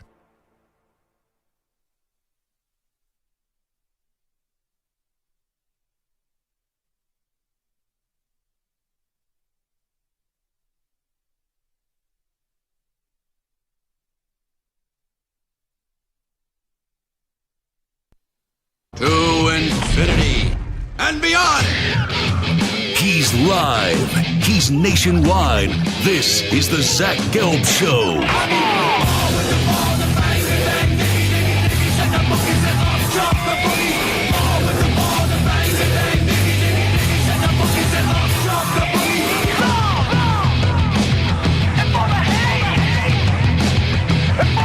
here's your host, Zach Gelb.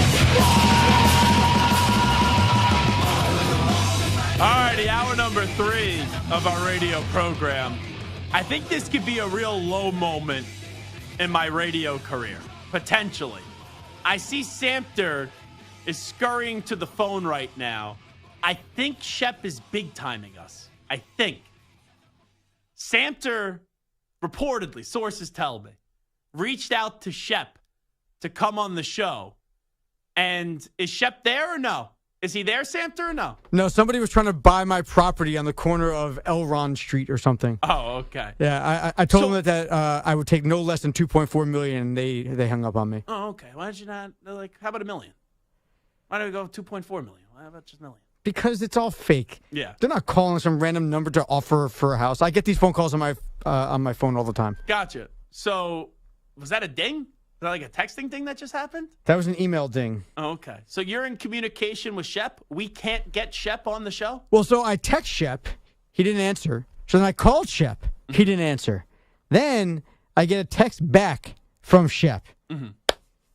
Shep, who's looking to break onto the scene as an on-air host who's hosting Shep does a very good job on the weekend. I've heard him on Sirius XM NBA Radio. And here we are, weekday drive time. Yeah. With an opportunity to catch an audience that he would not normally catch in their cars during the week. And his response is, "Hey, Samter, I wish. I'm on a train now. Would tomorrow work by chance?" Tomorrow? Who cares about Shep's opinion tomorrow? Well, you're not even here tomorrow. You're not even here tomorrow. I understand that. But hold on. I don't know what Shep does during the week, to be fair, outside of radio. But he did leave a full-time job to pursue an on-air career and get more shifts. Here we are. I know we're not paying him, so he doesn't have to come on. But here we are. I did offer him money.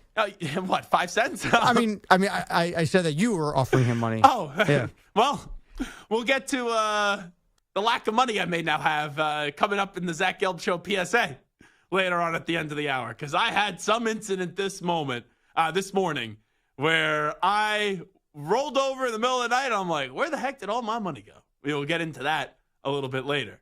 I got a lot of alerts today from the bank. Maybe the person that called you, Samter, that was just trying to get your information was the same person that got all of my information somehow and was using my credit card all over the place. We've got a guest bedroom. Nice queen bed. Yeah. But you're telling me, Shep, who wants to be on the air more. Here we are, the afternoon drive time show on the East Coast there, national show. You know, still great hours on the West Coast. We're offering Shep a few minutes here where I actually want his basketball opinion about something. And Shep has said to me before, when you can invite me on the show, things like that, and I'd love to have Shep on. But when we finally extend the olive branch, he's not available?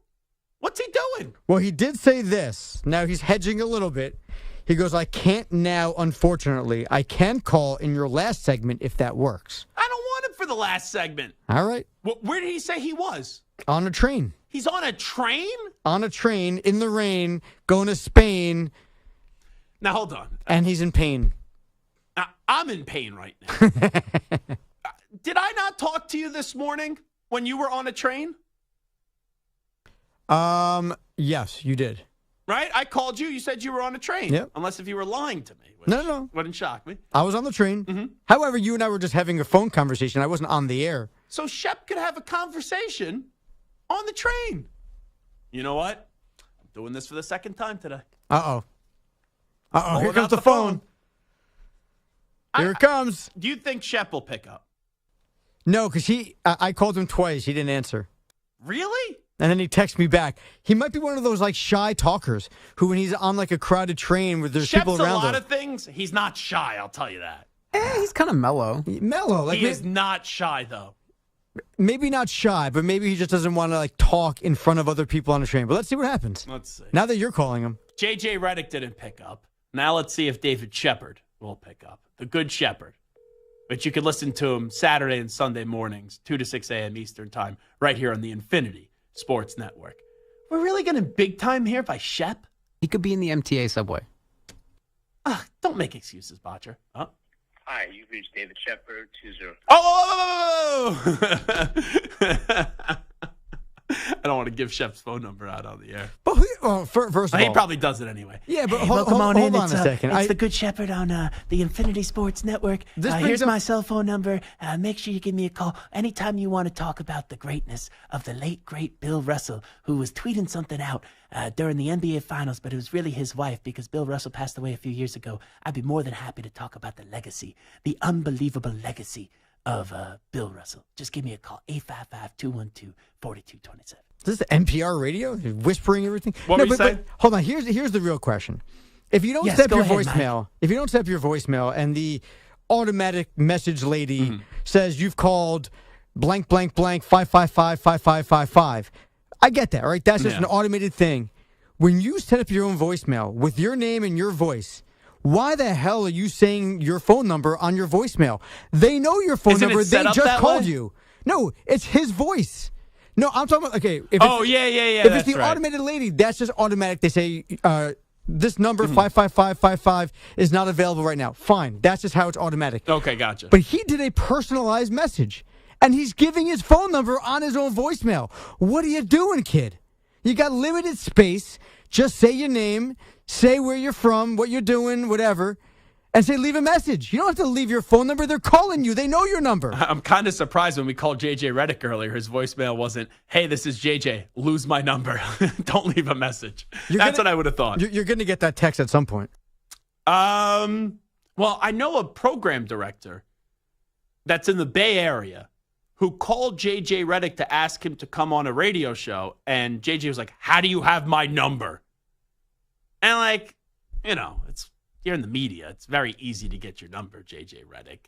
And supposedly JJ's response was like, it's so embarrassing that you would call me. Like, he was not thrilled that Matt Nahagan, the program director at 95.7 The Game, who hired me in Philadelphia, was reaching out to him. Well, maybe JJ knows he's the one who hired you in Philadelphia. Was like, I don't want this guy JJ's just a douche. Okay? There's no other way. I just got a text from Shep.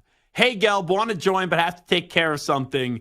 If I can do something at 5:40, I'm in. I'm good. I want to talk to Shep at 5 o'clock. At 5:05 on the East Coast, that's like a big time for a radio spot, like back in the day. Oh, you got to have a big 5:05 guess. We were trying to give you David Shepard, and Shep big timed us. I'm just disappointed. I'm not upset. I'm just disappointed with David Shepard. Just a disheartening moment in my career. It's a real low point. Do you think it's a lower point than the Lakers hiring JJ Redick? No. But seriously, this is a good spot for Shep. Shep has claimed he could beat Mike Tyson, this version of Mike Tyson, in a fight. And then he also claimed that he would have been better than Darvin Ham. If you look at it from Shep's percentages here, Samter, Mike Tyson had a health incident and had to postpone the fight with Jake Paul. And the Lakers just hired JJ Redick, who's a broadcaster and a podcaster. So this is a good spot for Shep. This is a moment where Shep can get on the air and could basically say, guys, maybe instead of making fun of me, you give me a little bit more credit. Shep's takes are actually aging somewhat decently. Don't you think, Samter? Somewhat decently. No. You still think Tyson would kick his ass? It's not kick his ass. He would murder him. Yeah, he would unalive probably him. Right. He would send him to the infirmary for 3 weeks, and then he would never wake up. Who would be the better coach of the Lakers, Shep or JJ? I'm sure Shep knows a lot about the history of basketball, but his ability to coach professional athletes and draw up plays and understand the ins and outs of the NBA world. I love Shep. He could not connect in a locker room. That would be Shep's biggest problem. If we're questioning if JJ Redick can relate to a locker room and connect in a locker room, I don't think with Shep being in the pallet chair that he could actually find a way to get the best out of Lakers. What do you want to say, Botcher? He's too nice. He's not harsh enough to these players. He would be stepped on. He would be a doormat as a coach. In the NBA. I'm not saying high school, like JV, I'm sure those guys respect him, obviously, and they should, right? But when you talk about the NBA, what was the name of that movie where they hired the kid to manage. I think it was the Twins. Oh, Little Big League. Little That Big is League. Super underrated baseball movie. Very good. I love that movie. Yeah, big fan of that movie. I like that more than Rookie of the Year. And that's another good one with Henry Rowengartner. Oh, yeah. Rowengartner. Rosenfruser. Yeah. But when that reaction in Little Big League to when the kid first walks into the locker room, that would be the reaction to Shep first walking into the locker room. It'd be like if you hired a 12-year-old to coach a team. Yeah. Nothing against Shep, but that's how the NBA players would look at him. Ouch. I did a little Stephen A. Smith right there. Nothing against Shep. I really like him. He's a dear friend, but... but he's basically a 12-year-old. It would basically be like hiring a 12-year-old in there. So, disappointed. Very disappointed. Very disappointed. Hey, Botcher, they say in the YouTube chat that you could get Shep on the air. You know Shep's secrets. I know his secrets? Yeah, I don't know what that means. What does that mean? I don't know. I just think what we learned today is Shep doesn't respect us as a show anymore. Ooh. He's on a train. I like how you said anymore, as if he ever respected us. No. Shep and I have had a lot of long conversations. A lot of long talks. I've done a lot of listening. I like Shep. But, yeah, I asked him to come on the show, and it's like... I booked Bruce Arians once after he won an NFC title game. The next day. We can't get David Shepard, who works here for us? Come on. You know? Jeez Louise. All righty, anyway. JJ Redick, what's the first thing that comes to mind? When this hire is made, after, we talked about this now for a while, what is the prevailing thought about JJ Redick getting hired by the Los Angeles Lakers? I'll start with Samter. Inexperienced, arrogant Blue Devil. Wow. You're harsh. I think you need to be a little nicer to JJ Redick. No, listen, also very smart, high basketball IQ, close with LeBron. All right, let's do it this way. I'm a Laker fan. I hate this hire, let's just say. I'm going to do like Jordan Belfort. Sell me this pen. Sell me this J. This JJ. Sell me this JJ. Ryan Botcher. Why should I believe that JJ Redick is the next great coach for Los Angeles Lakers? It's not about JJ Redick. It's about keeping the core together. You can see that LeBron James... I would have already nexted him, by the way, but continue. Relax. He's on his way towards the end of his career, and you want to maintain this title hopes. You could say it's on life support for the next at least 1 or 2 seasons. JJ Redick does that. You can tell that he has the IQ. He's been on so many teams, been a veteran around the league. He has the IQ, has the personality, though you may not like it, that he'll stand up for himself, he won't get walked over, that the Lakers can maybe trust him to control the locker room. You also can hope that his connections around the league with being on so many teams, more players will respect him, come to join him. Anthony Irwin did mention Chris Paul. That could be another impact move there. Oh, yeah. Talk about championship culture you're trying to build. Yeah, Chris Paul has all those rings. Let me tell you, he's a real championship player. Hey, veteran leadership is a very important thing. Yes, because that's what that team needs, more veteran leadership. They don't have any leadership. You got LeBron. That's barely leadership. You got Anthony Davis. Barely leadership. And Chris Paul's going to walk in and be a leader? Better than LeBron. I don't know about that one. Ask Bill Ryder what he thinks about Chris Paul and his leadership skills. I do want to make one quick note. I want to confirm what Anthony Irwin did say. JJ Redick's All-NBA first-team votes: Bam Adebayo, Victor Wembanyama, Rudy Gobert, Alex Caruso, and Herbert Jones. How did you say that name? What did I say? Victor Wembanyama? No, the first name. Bam Adebayo? Okay, that's not what you said. I think you kind of Kendrick Perkins that. What did I say? I think you said Bam Adebayo. Oh. So that must have been a speech impediment of some sort. Yeah, I thought you were like Shaq, just announcing everyone from LSU first. JJ Redick's second all-defensive team: Jared Allen, Jalen Suggs, Derek White, Kentavious Caldwell-Pope, and Shai Gilgeous-Alexander. So on his first nor his second team did Anthony Davis appear. Anthony Davis, who finished 4th in Defensive Player of the Year voting, did not get a first or second team vote from Mr. J.J. Redick, his new head coach. I smell drama. I smell schism. Schism. I smell schism. Crap? Schism. Like a separation. Separation. A schism. gap. Okay. I smell trouble in Los Angeles. Okay. Well, we'll see. Someone makes a great point in the YouTube chat, too. So Shep is on a train and can text, but can't talk. What's Shep up to? Gotta be something good here. Hey, gotta be something. I think that there are some people who don't like to talk on the phone in crowded spaces. And I understand that, but you're also an on-air personality. Get your ass on the phone. Yeah. Shep. I bet you, I think if other shows called, he would have picked up the phone. If Zach Gelb calls you to be a guest last minute for breaking news, you could be one of the first voices in the country to react to J.J. Redick getting hired by the Lakers. This is a missed opportunity for Mr. Shepard. Like, I totally understand. Rome is the franchise here. I totally get that. Yeah. But you're telling me if Jim Rome called Shep at 5 o'clock and said, I need you on right now, I actually think Shep would have the cojones to say, I can't make it. I got something going on. You think Jim Rome has any idea who Shep is? It's a good question. Come on. I know you're trying to be nice to Shep, but I mean, come on. I think Come on. I think Rome has a very good understanding of what's going on around here. He does. He knew who I was. Well, that's because you're you. I mean, are you comparing yourself to Shep? Please tell me that's not the case. We're all equal here. I don't view anyone above anybody besides Jim Rome. He's all the way at the top here. Everybody else is on the same plane. So you're saying that you, me, and Shep are all on the same plane? Yes. Just because when I walk into that room, I hit the floor, and then we're all on the bottom. That's the way that I would answer that. Oh, no. It is the Zach Gelb Show on the Infinity Sports Network. We'll take a time out. We'll come on back.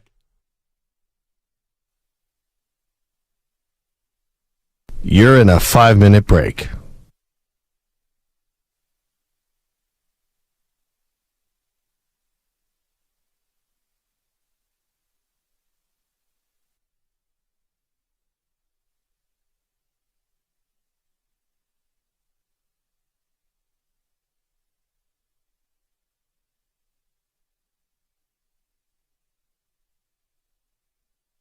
Four minutes, 30 seconds remaining.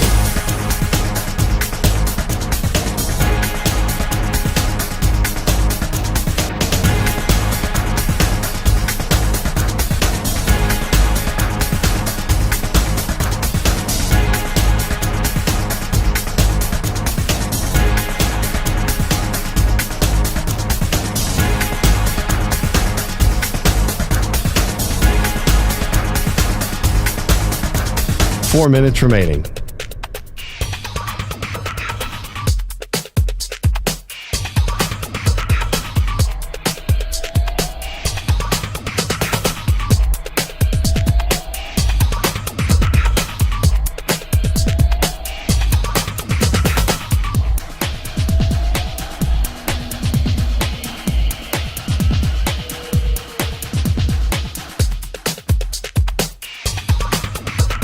Three minutes, 30 seconds remaining.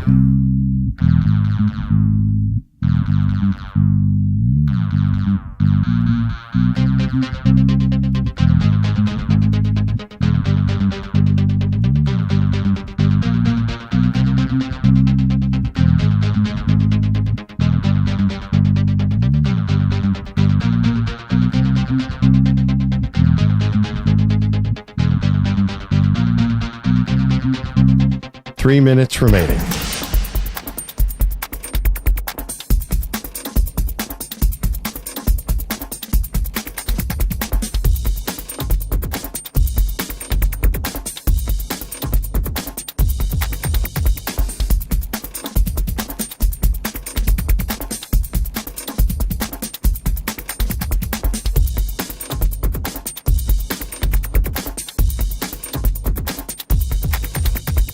Two minutes, 30 seconds remaining.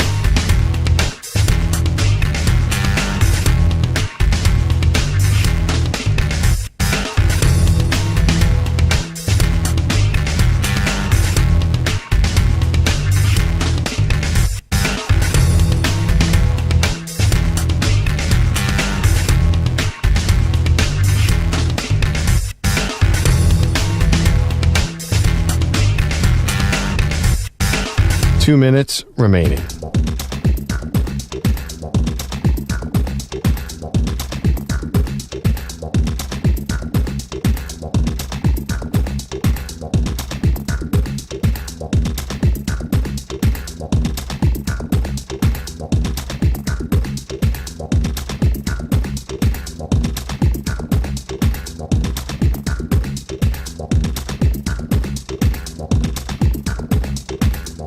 1 minute, 30 seconds remaining.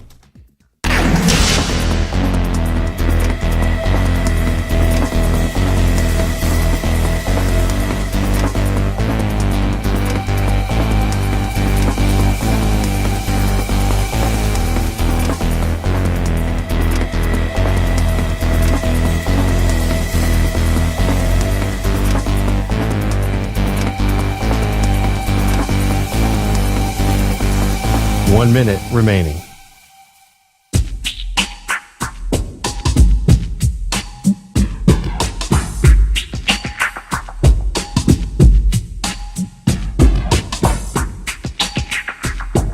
"45 seconds remaining.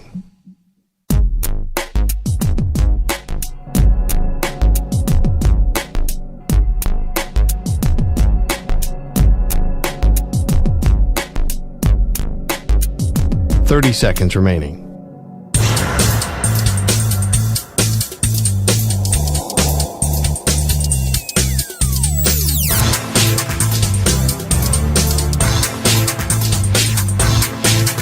"15 seconds.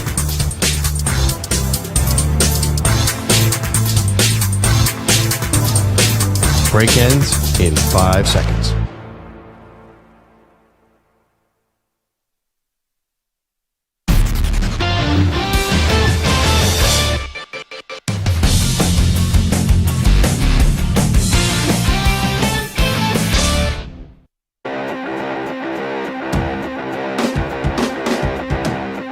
This is the Infinity Sports Network.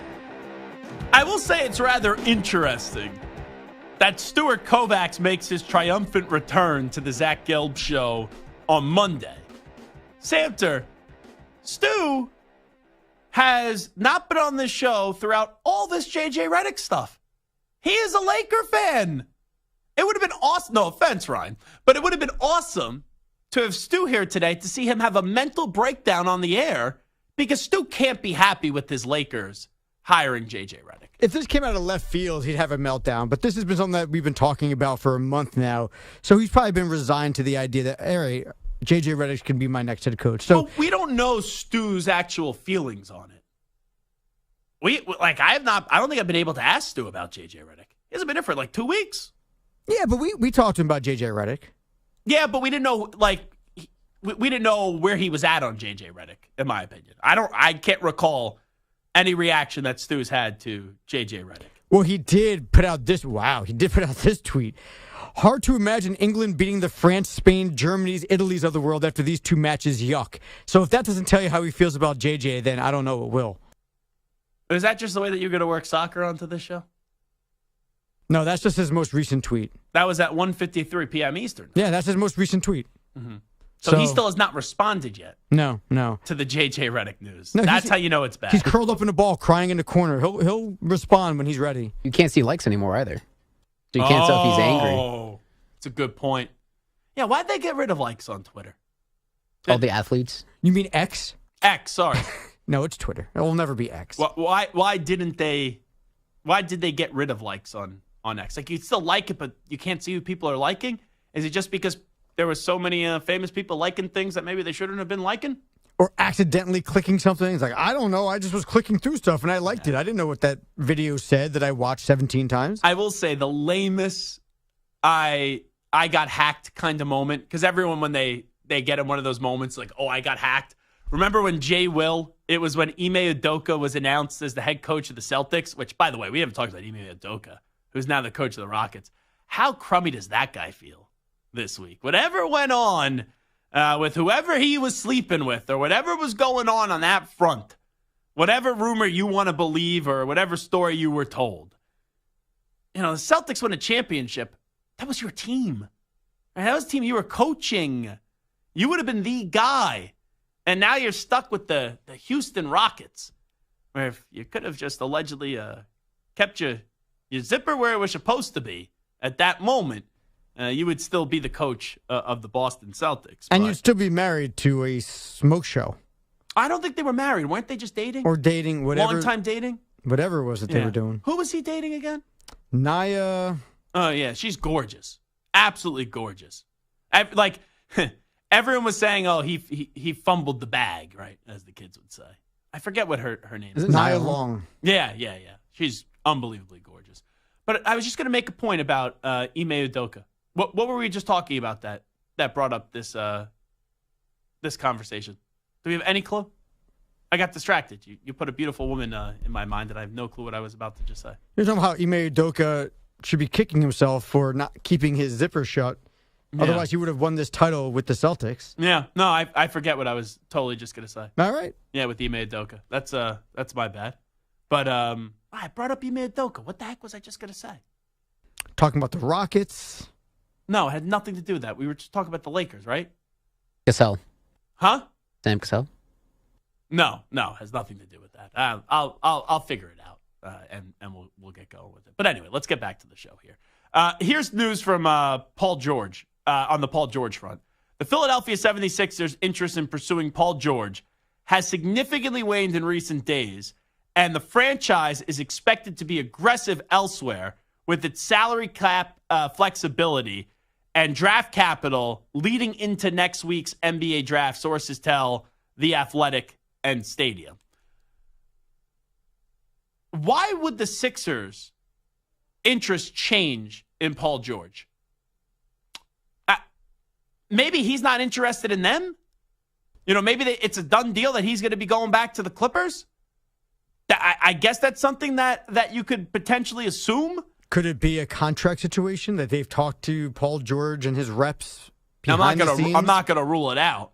I got sent a photo, and this was, let me see when I got sent this photo. By the way, while you're looking, I can remind you why you were talking about Ime Udoka. Yeah, what was I saying? We were talking about why you can't have likes on Twitter anymore, and then you're talking about a situation where a guy liked a thing. Yeah, thank you. Jay Will and Ime Udoka getting hired. Thank you. That is a great producing job by you. That's unbelievable. Man, my memory, that was a senior moment for me. I know I'm getting gray. I know I'm about to turn 30. That was a big-time senior moment.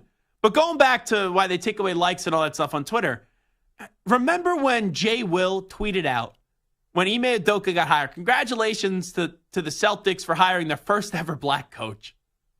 And when that happened, I was like, what? And not only do they have other black coaches before Doc Rivers, but Doc Rivers won a championship there. And Jay Will had the audacity to say or claim that he got hacked. Nothing against Jay Will. I was never able to take Jay Will seriously after that.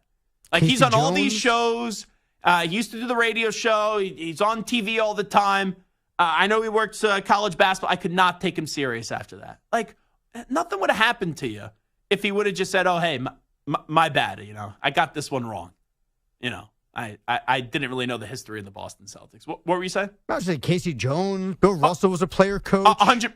I think there was 6 or 7 black coaches for the Celtics. And Carr was like an interim coach for a little bit. But all I'm saying is, it was Doc Rivers won a championship in 2008. 2008 won a championship.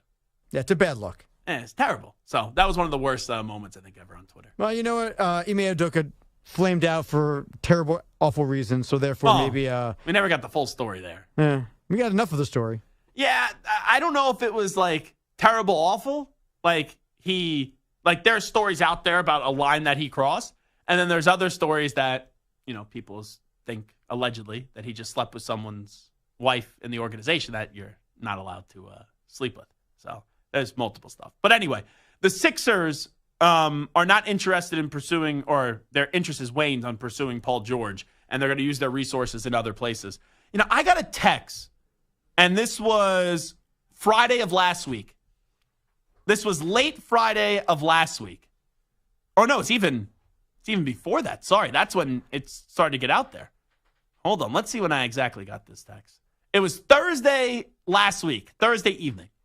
And it's a photo in the Four Seasons in Philadelphia. Brand new Four Seasons, a few years old. And I've stayed there before. I was at a wedding there. And their dining room is on the top floor. It's unbelievable. And at a table in the corner, the person that texted me this, who's not in the media whatsoever or in the sports world, they texted me this photo. And in the photo, it's LeBron James sitting at a table with Josh Harris. It's Nick Nurse and it's Daryl Morey. And my first response was, that's a good Photoshop. And the person said, someone he knows sent this to him, and that was it. Now, the next day, WIP somehow got the photo. My friend thought because we work for the same company, thought I sent them. I'm like, hate to break it to you. I would not send it to them. If I thought it was legit, I would post it myself. I'm not going to send it to someone in our company if I don't think it was legit. And I did not think this was a legitimate photo. So they were talking about this photo on WIP. Now, our old boss, Spike Eskin, claims that it's a Photoshop and that it was Elton Brand who was at the table and they just took Elton Brand out and they Photoshopped LeBron James in there. So I don't think this is an actual photo. But if Paul George is now no longer in the plans of the 76ers, could LeBron maybe get back in? Like, I still think LeBron is back with the Lakers next year. Bronny's on that team. And that's how I started the show today before this news started. I said, JJ Redick's going to be the coach. LeBron's going to be back with the Lakers. And Bronny is going to get drafted by them in the second round on Thursday evening. But I'm curious. And I will say, this is the team I'm most fascinated by what they do this offseason. Because Joel Embiid still has a few elite years left. And you have Tyrese Maxey, who's a budding star. And he showed that at times this year. And he showed that at times the last 2 years. I want to see if they could get that last piece in there to make like a big three, kind of. And I thought it could have been Paul George. It should be LeBron, but I don't think LeBron's going to go there. But if it's not those two, it's like, who do they end up going to get? Jimmy Butler. I've talked about that before. I agree that should be a name they should be interested in. But are the Heat, where they got to get their deal done with Jimmy, and Jimmy's still under contract, but he's eligible for an extension, are the Heat really going to say, Philadelphia, you guys let Jimmy Butler out, now we're going to give you back Jimmy? I don't see Pat Riley trading Jimmy Butler to Philadelphia. I don't. But it is a name that is definitely thought-provoking, and a name that I talked about right after the Sixers season did end. So that's why I'm fascinating. Do the Sixers make a move this offseason that give us a belief that maybe they could find a way to get something? There's not a lot of, I mean, obviously there's LeBron with the player option, Paul George with the player option, Tyrese Maxey is with them, James Harden, Siakam just inked a new deal with the Pacers, OG Anunoby with the Knicks maybe, but he's not like a difference maker. He has a player option. OG Anunoby would be a good piece for them, actually. Yeah, sure, but I mean, he's not like a difference maker to the point where he puts him over the top. I don't think. I don't say they go win a championship, but they would have improved their team bringing OG Anunoby. Klay Thompson, Obi Toppin, Emmanuel Quickley. I'm just going down the list of the top 30. Malik Monk, Kentavious Caldwell-Pope, DeMar DeRozan, like Isaiah Hartenstein. There's not a lot of names on here that. You could stop. Yeah, exactly. But that's my point. So outside of LeBron and Paul George. Or Jimmy trade. That's the thing. You never know who's going to become available. Like, I just saw that Josh Giddey got traded to the Bulls, and who they send Caruso back to the Thunder. Does Zach LaVine become available now? That'd be a good move for the 76ers. Sure. He's a good player. I mean, we talked Anthony Irwin was talking about how Chris Paul maybe to the Lakers because the Warriors are in cap hell. So maybe the Warriors unload somebody else too. Who knows? But who are the Warriors? Like, the only person on the Warriors that I would look at is Steph. And they're not trading Steph. No, but there's some young talent there that you can maybe make a move for. Who? I'm like, the Warriors. The Warriors screwed themselves because they brought back Draymond when they could have got out of Draymond. And now they don't want to break up with Klay, but Klay wants a certain price, and they can't pay him the price that Klay wants because it'd be stupid. So there's always a deal to be made. There's always one player that gets disgruntled and wants out. We'll just see who ends up emerging from that group. It is Zach Gelb Show on the Infinity Sports Network. Come on back. We will wrap up the show with a little Zach Gelb Show PSA. Update time first. Here's the Act Man, Rich Ackerman.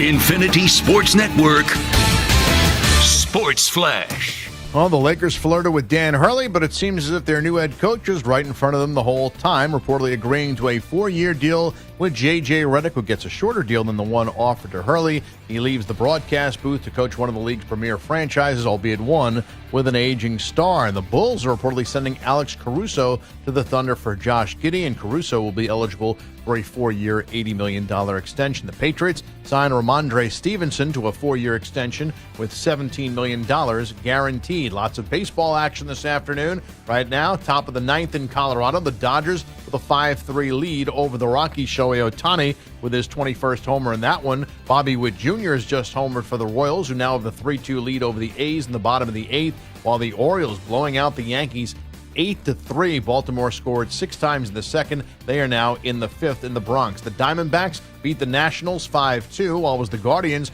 over the Mariners by a score of 6-3. And in 10, the Rays topped the Twins 7-6. The Astros defeated the White Sox 5-3. Yordan Alvarez 3 hits, including a homer. I'm Rich Jack. This is the Infinity Sports Network. Follow us on Instagram. Our handle is Infinity Sports Network. That's Infinity Sports Network to follow us on Instagram.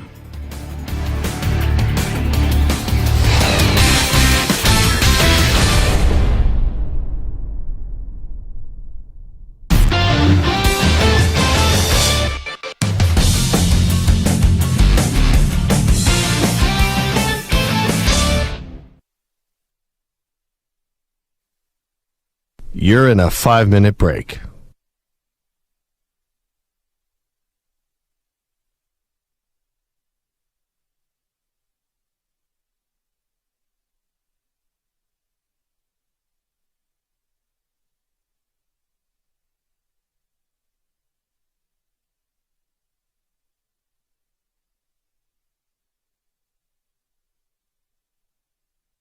Four minutes, 30 seconds remaining.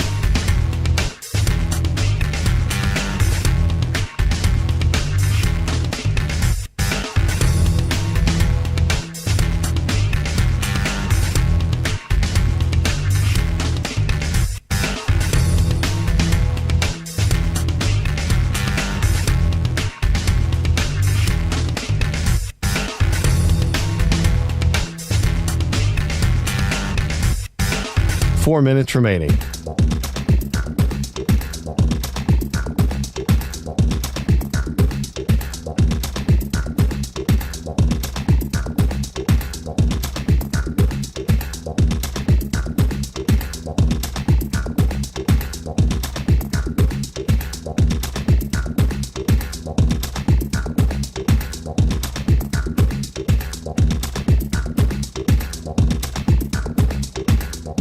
Three minutes, 30 seconds remaining.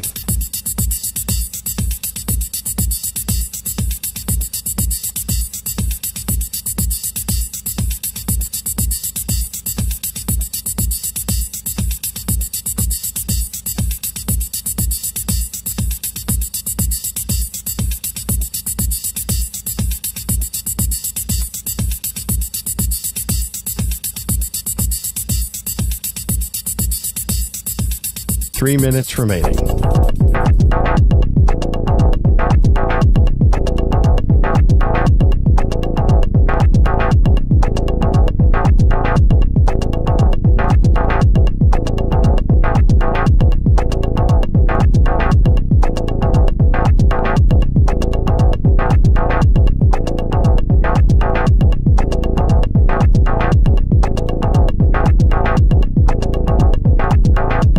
Two minutes, 30 seconds remaining.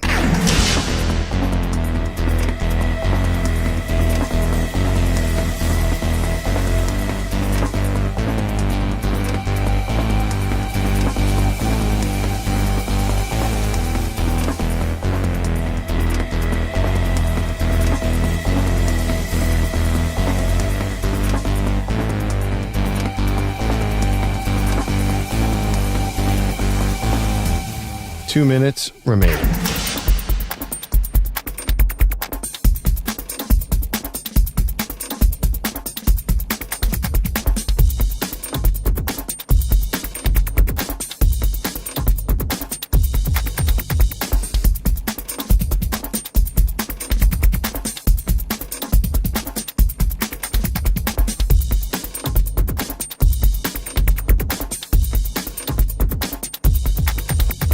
1 minute, 30 seconds remaining.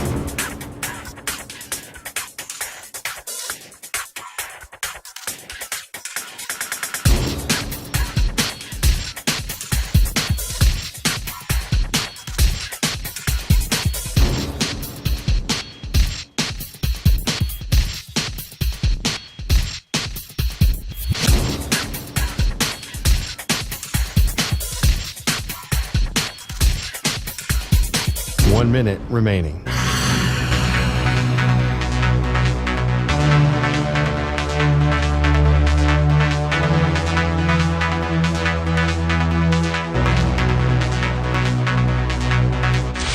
Five seconds remaining.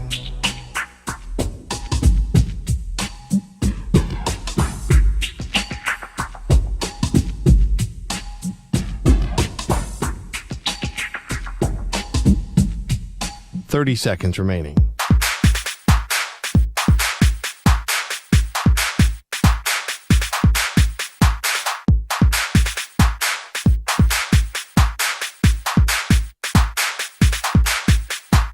Seconds.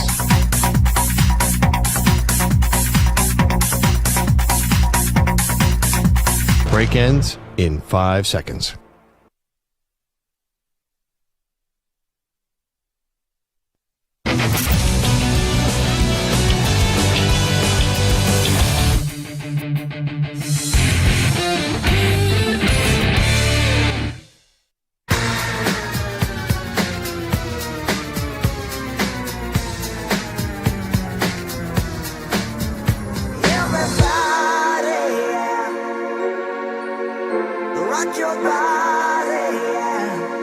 Hey, this is Howie. And this is Nick. We're the Backstreet Boys. And you're listening to the Zach Gelb Show. And guess what?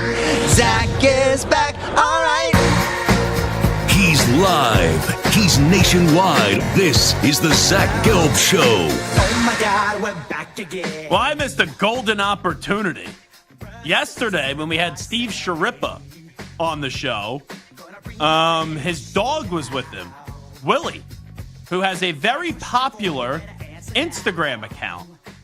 And I get mentioned by a dog today on Instagram. Willie the Weenie of Wall Street.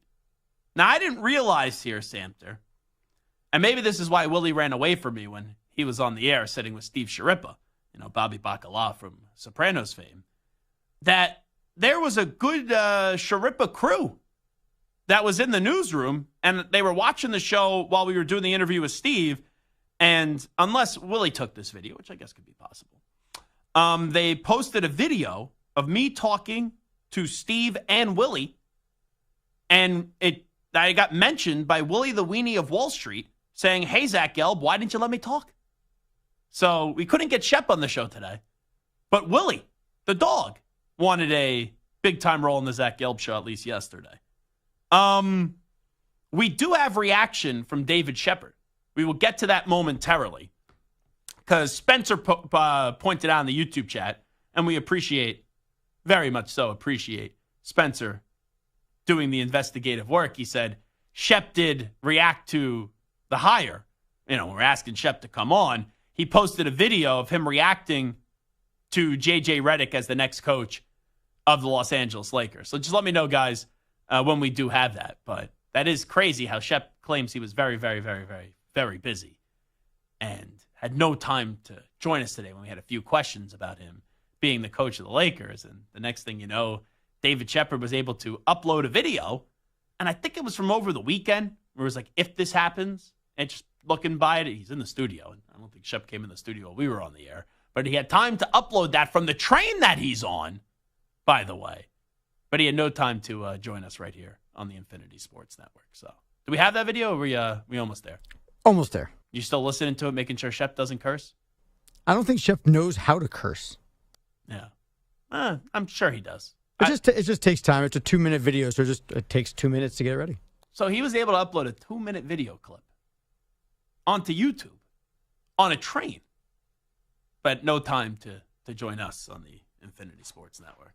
That's a little disappointed. By the way, this portion of the show is brought to you by Wesley Financial. Stuck in a timeshare and want out? Contact Wesley Financial Group now and get a free timeshare exit information kit at wesleyfinancialgroup.com.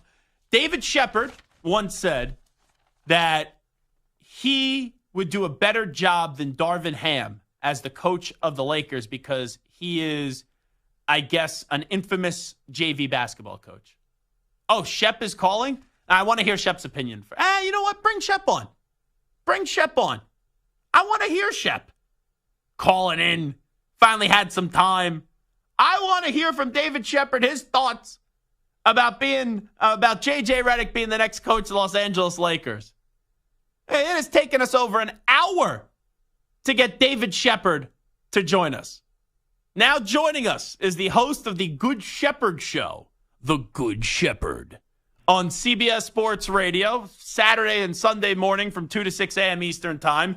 You know, we have booked some pretty big names on this show, and they never give us a tough time. But Shep, of all people, is creating a problem for us today. And I had to go through his agent. I had to go through his PR person. It was crazy to get Shep on. Shep, how are you, my friend? Gelb, I'm doing well, man. Thank you, buddy. I was on a train. The static would have been horrible. The background noise would have been horrible. I respect you, Samter, Infinity Sports Network way too much to put you guys in that position, man. I don't know. I would have liked to have talked to you from a train. You know, if you want to be an NBA head coach one day, sometimes you got to do interviews from the train, Shep. Oh, I see what you're saying. You got to deal with multiple distractions. If coaching in LA is not a distraction enough, with zero head coaching experience, by the way, and a decent podcaster, may I say it best? A decent. Decent. So what's your reaction to this hire? I could tell that you're against it. Well, I mean, listen, he wants to, just stroke the ego of his best friend, his new BFF, and LeBron James. But the reality is LeBron James is 40 years old. That's not the guy that you want to really make happy. The guy you want to make happy is the Anthony Davis. And last time I checked, the guy that he has a relationship with just got fired 2 days ago, and Monty Williams. That was the go-to hire, Gelb. That made sense. But does Monty want the job? I know he was interested in the Lakers a few years ago, and the Lakers are basically being cheap. Monty, his wife, right, is sick, and he wasn't going to take the Pistons job, then did take the Pistons job. Does Monty even want the job, though? Like, maybe he just wants a year off. Yeah, of course. Yeah, listen, Gelb, as a coach myself, speaking personally now, and I know you guys give me a little bit of a hard time about this. A coach? Okay, but you know what? You have more qualifications than JJ Redick. I'll say that. I appreciate that. So Gelb, it's like what you do for a living. Being a talk show radio host is in your blood. You are going to do it until the day you croak. That's not true. Let me tell you. If I'm 80 years old, Shep, still doing a show, I will gladly fire myself. Okay, I mean, I see more about you than even you realize. But the point is, Gelb. I hear the ass kissing. Gelb, in all seriousness, somebody like yourself was born to do what you're doing 5 days a week, and sometimes 6 days a week, depending on what football season we're in. Now, if you are Monty Williams, you salivate over coaching. You live for this. It's what gives you juice. It's what gets you up in the morning. Yeah, okay. He's a family man. He's got it doing. I get all that. But what really, really makes him tick is coaching. You can't deny that. So you're against the Lakers' hire of J.J. Redick outside of the fact that you thought you were more qualified to get the job. But why are you against the hire of J.J.? I'm not for it, to be clear. Right, because you have a 16-year assistant coach in Sam Cassell. Thank you. That is a 3-time NBA champion. You have a guy in Phil Handy that was assistant coaching there under the likes of Darvin Ham. There's so many other qualified people that understand not just the X's and O's and schemes and how to defend the pick and roll and the pick and pop, but understanding what it means to truly command a locker room. Understanding what it means to go on a back-to-back and have the scouting report the very next day. Just understand the intricacies of this. And Gelb, listen, you documented it very well on your platform. New head coaches, outside of Steve Kerr, that had 4 years of experience as a general manager with the Phoenix Suns. We're talking all-time great minds. Mm-hmm. Steve Nash, D. Fish, the list goes on and on. Even a friend of the show, a friend of yours, Vinny Del Negro. He's a friend of mine? Yeah, you've had him on. I've never talked to Vinny Del Negro in my life. You have no. I reached out to Vinny Del Negro one time, and he said he couldn't do my show because he was doing the Zach Gelb Show. So you see, your problem is you talk to so many people. No, I have never talked to him in my life. We do have the same birthday, August 9th. I just did a quick. I know who he is, but I just did a quick Google search. I could have sworn he mentioned you as he came on your show, and that's why he couldn't do my show. Can I ask you a question?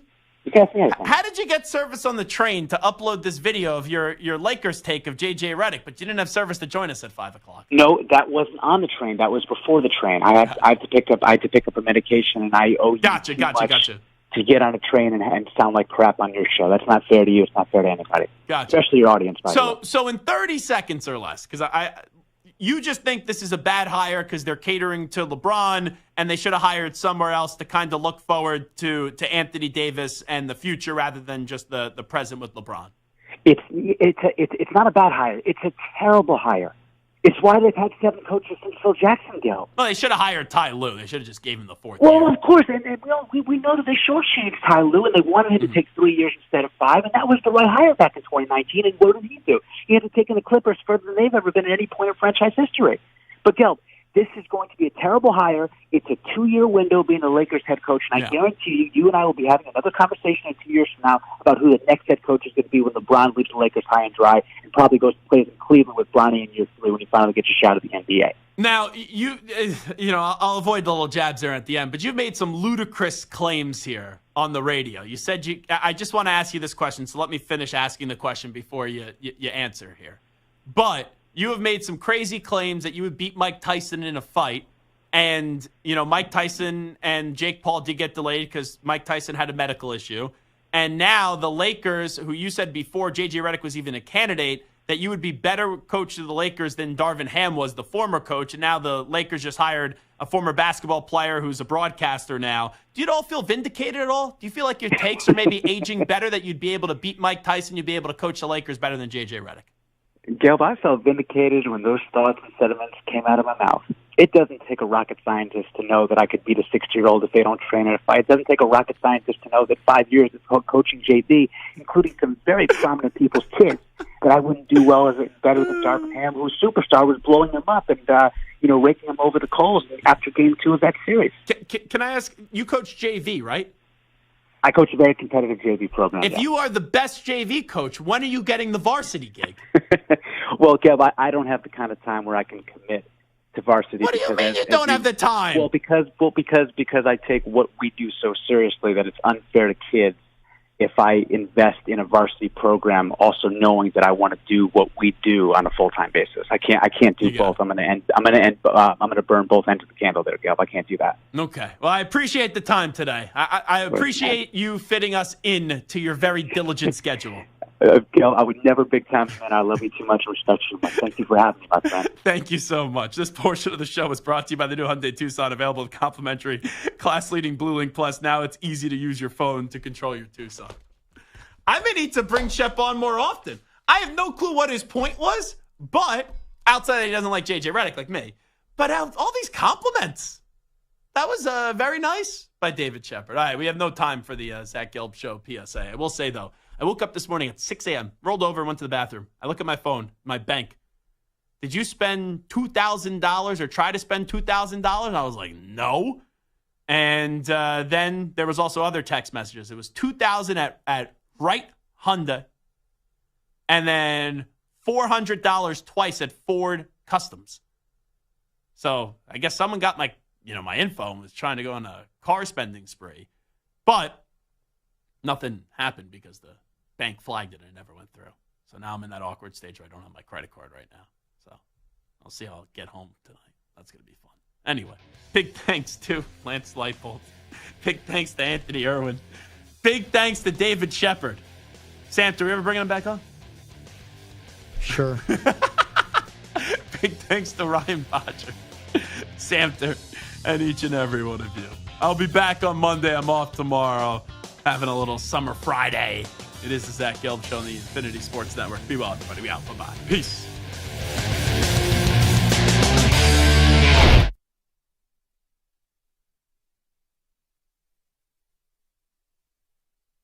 You're in a 5-minute break.